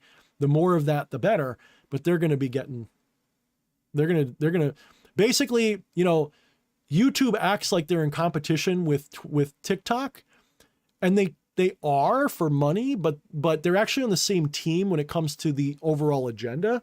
So YouTube is actually positioning itself to replace TikTok when TikTok is banned in America and most of the world, by the way. So they're positioning themselves to pick up that slack so that there's still a dumbing down shorts program going on. It's not the shorts are all bad. It's just obviously if you're sitting there watching, yes, Sky just put it, short form creates ADD. It really does. As someone with ADHD, I find myself doom scrolling and I lose track of time, and it'll be like 20 minutes and I watch like a whole fuck ton of shorts and I don't remember half of what I watched. I'm like, holy shit. I throw the phone completely away because it's insane. It's terrible. It's poison, you know, in that form. That doesn't mean it's not entertaining. It's just, holy shit.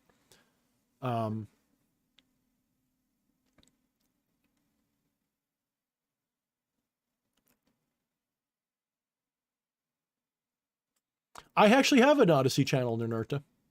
If you look in my Linktree, I haven't checked it in a little while, but it usually automatically uploads everything I do here. I also have a BitChute channel, which I don't use as much, but I do have it. BitChute I was using a little bit more, but BitChute, it's important, but I actually use it more to watch political commentary. BitChute is very, if Rumble is very conservative, BitChute's worse in a lot of ways. And the powers that be target BitChute with troll farms. So when you go to a political channel on BitChute, every fucking comment is, it is just Nazi all the time. Like literal. Like it's not even, it's just like the Jews this, you know, it's terrible. It's just, so I don't read comments on those channels. My channels aren't so bad because I'm not targeted by those people because I don't get political there very much. You know, it's basically the same content I have here. But if you go to like a Styx Hexenhammer video, half the comments are really, really bad. So, but I really should do more on alt tech. The problem is I don't get as much traction there. You know, if I'm going to make a video and maybe 50 people see it versus 500, you know, but I got to tell you guys, I don't know if you guys know, I was getting over 250 new subscribers every month. I was getting tens of thousands of views, like new videos within 24 hours would have 1,000 views on them. A live stream would have 150 people watching. What changed? Did I just become unpopular? No, because I get told all the time, I don't see your stuff in my feed anymore. What happened? I don't even see your live streams.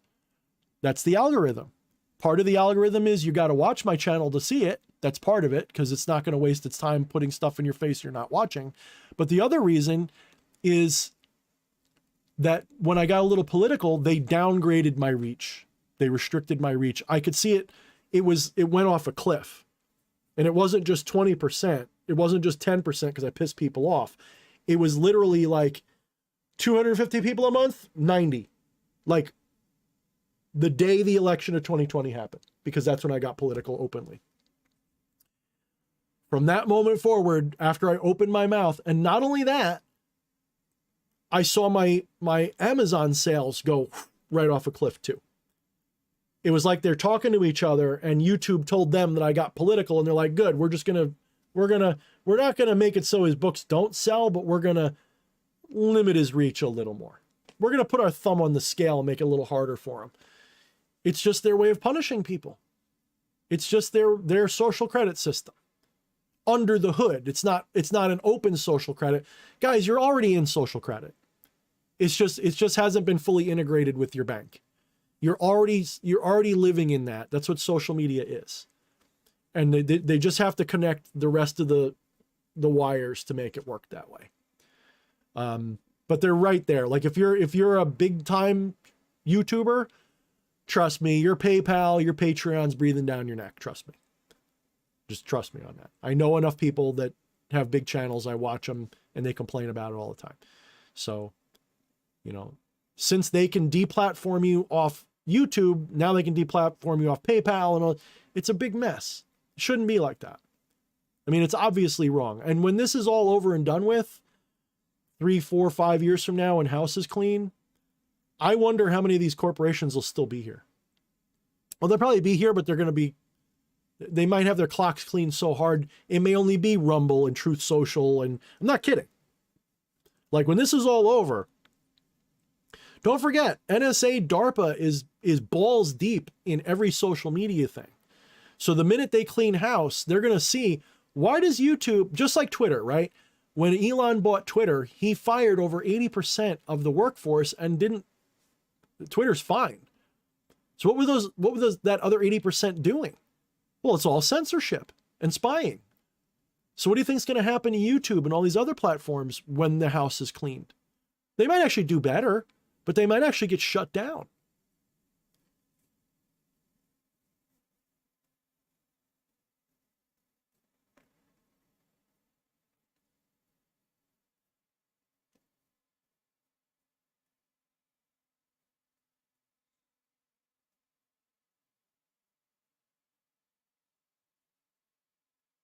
That's right, Sky. Sky says, Styx is really good. It's just that the trolls that orbit any channel that's slightly right-wing to smear it. That's what I meant by troll farms. You're exactly right. Yep. There's a lot of troll farms being, they sick the trolls on us. There's no question.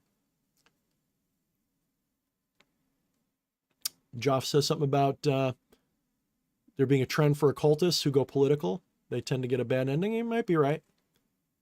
I think that was EA. No, it wasn't EA because he didn't get political, but they definitely tried to smear him as a Nazi because of some stuff that he was associated with when he was 20. Over 20 years ago, he hung out with some neo-Nazis and wrote, edgy teenager shit. And then I guess walked away from that. And, I didn't notice a whit of any of that knowing him, at all. That's not to say he's like a normie or something, or like, he's got his skeletons. Don't get me wrong. He's a dangerous person if he meant to be, but he's not, I don't get neo-Nazi vibes off him at all, like in the slightest. But they smeared him as one, and that got him off of YouTube, YouTube, because of that murder and they were just flexing their muscles, showing they could take people down. Like what they did to EA was wrong. It just was. It wasn't like he was really linked to the murder, and it wasn't, they did a hit job on him and they got him. And there's nothing he can do about it. It's really sad. Whether you like him or not, like anybody who sits there says, well, good, I hate EA, then you haven't learned a thing. Even if you hate the guy, what they did to him was wrong. Just completely wrong.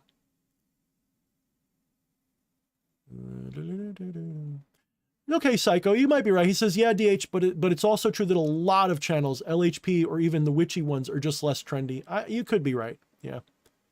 I see that a little bit too. But there's still some that are doing well. And, look at some of the ones that reach critical mass, Some of the ones are doing very well, like Foolish Fish, Esoterica. Some which I don't have any respect for, like Morgue Official. I think he's a plant. Like, I don't trust him. That motherfucker, don't trust him at all. Oh, I guess that means I'm out of time. I don't trust him at all.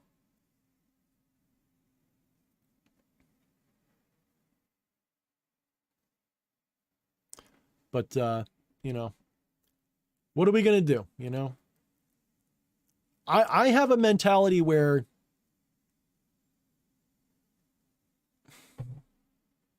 I'm allergic to bullshit. You know what I mean? I'm just allergic to bullshit. So when I see somebody who's bullshitting me, I immediately just, nah, no thanks. That's why I like people like Travis Magus, people like that. Again, doesn't mean I agree with everything that they say, but some of these guys are good. And they deserve recognition and attention, and they give good advice. They have a good take on things, and more of that is what we need. You have to realize that if you're here, I'm not saying this because I'm all like egoistic about it, like proud of it. If you're here, you're definitely part of the Great Awakening, and your job is probably to participate in it, not just to witness it. And your job is to help reach out to the dum-dums, and the ones that you can reach and help educate and uplift, do it.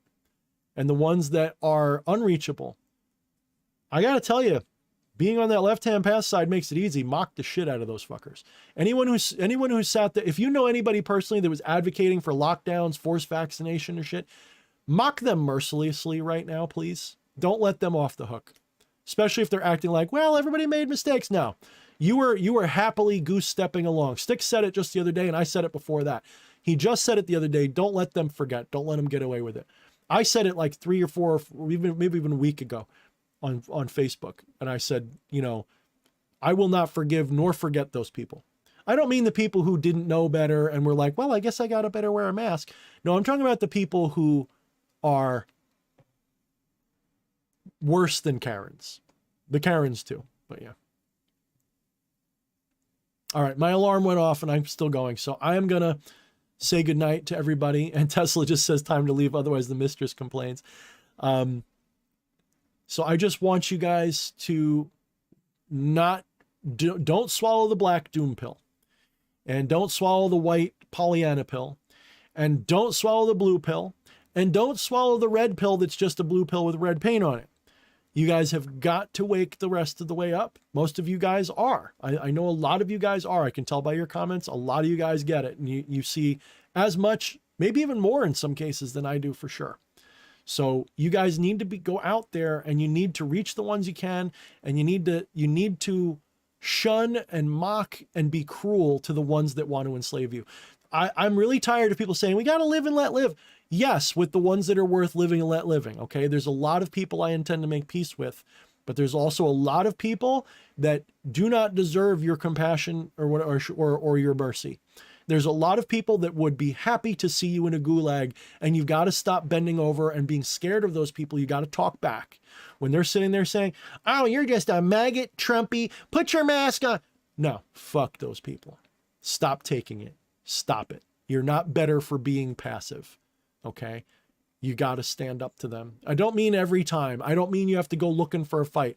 I just mean hold your ground. If you don't want to face them and be adversarial and yell at them, block them. Cut them out of your life. I literally lost 75, 80% of my real life friends and family over this shit because they got, oh, you sound like a Nazi because you don't want, I sound like a Nazi because I don't want to be enslaved and I'm not racist and a bigot or anything. I just don't think you're right. Dude, these people are insane. And I don't have time for it. And neither should you. Hold your ground, stand up for yourself, stop being a doormat, but have compassion for the people that just don't know better who can be reached. There's so many out there that are starting to wake up now. And if you can gently just rock them awake a little bit, will make all the difference in the world. Okay. You're not going to wake people up by screaming, oh, you stupid commie, any more than you're going to wake them up by saying, oh, you stupid Nazi. It's not going to work. You got to go, only the ones that are unreachable can you do that to. Like the ones that there's no chance of waking them up, call them a commie, pedo, whatever, all day long. But the ones that there's hope, the ones that were not gleefully screaming, wear the mask, but the ones that says, I hate to do this, but wear the mask, reach out to them. Get them to see the truth before because we're reaching a point, we're at critical mass. If we all just wake up one more person, between now and then, like really wake them up, it's going to make all the fucking difference because we're almost there. We're almost at the point where this is going to go. I'm a student of history. When the bad guys get this desperate that they're disappearing people in an open way like this, they are desperate. It's not going to take a lot, but be prepared. Because when they knock it over, when they quit, they're going to do as much damage on the way out as they can. And we got to be ready for it. So, all right, guys, that's it for me tonight. I will see you all hopefully next week. And until next time, make sure you mind the motherfucking shadows. And thank you for your supers. Thank you for your comments. Thank you for supporting me all this time. I will not forget. Although I may forget your name, I won't forget in spirit. So, because I'm bad with names. But I appreciate you guys so much. Thank you.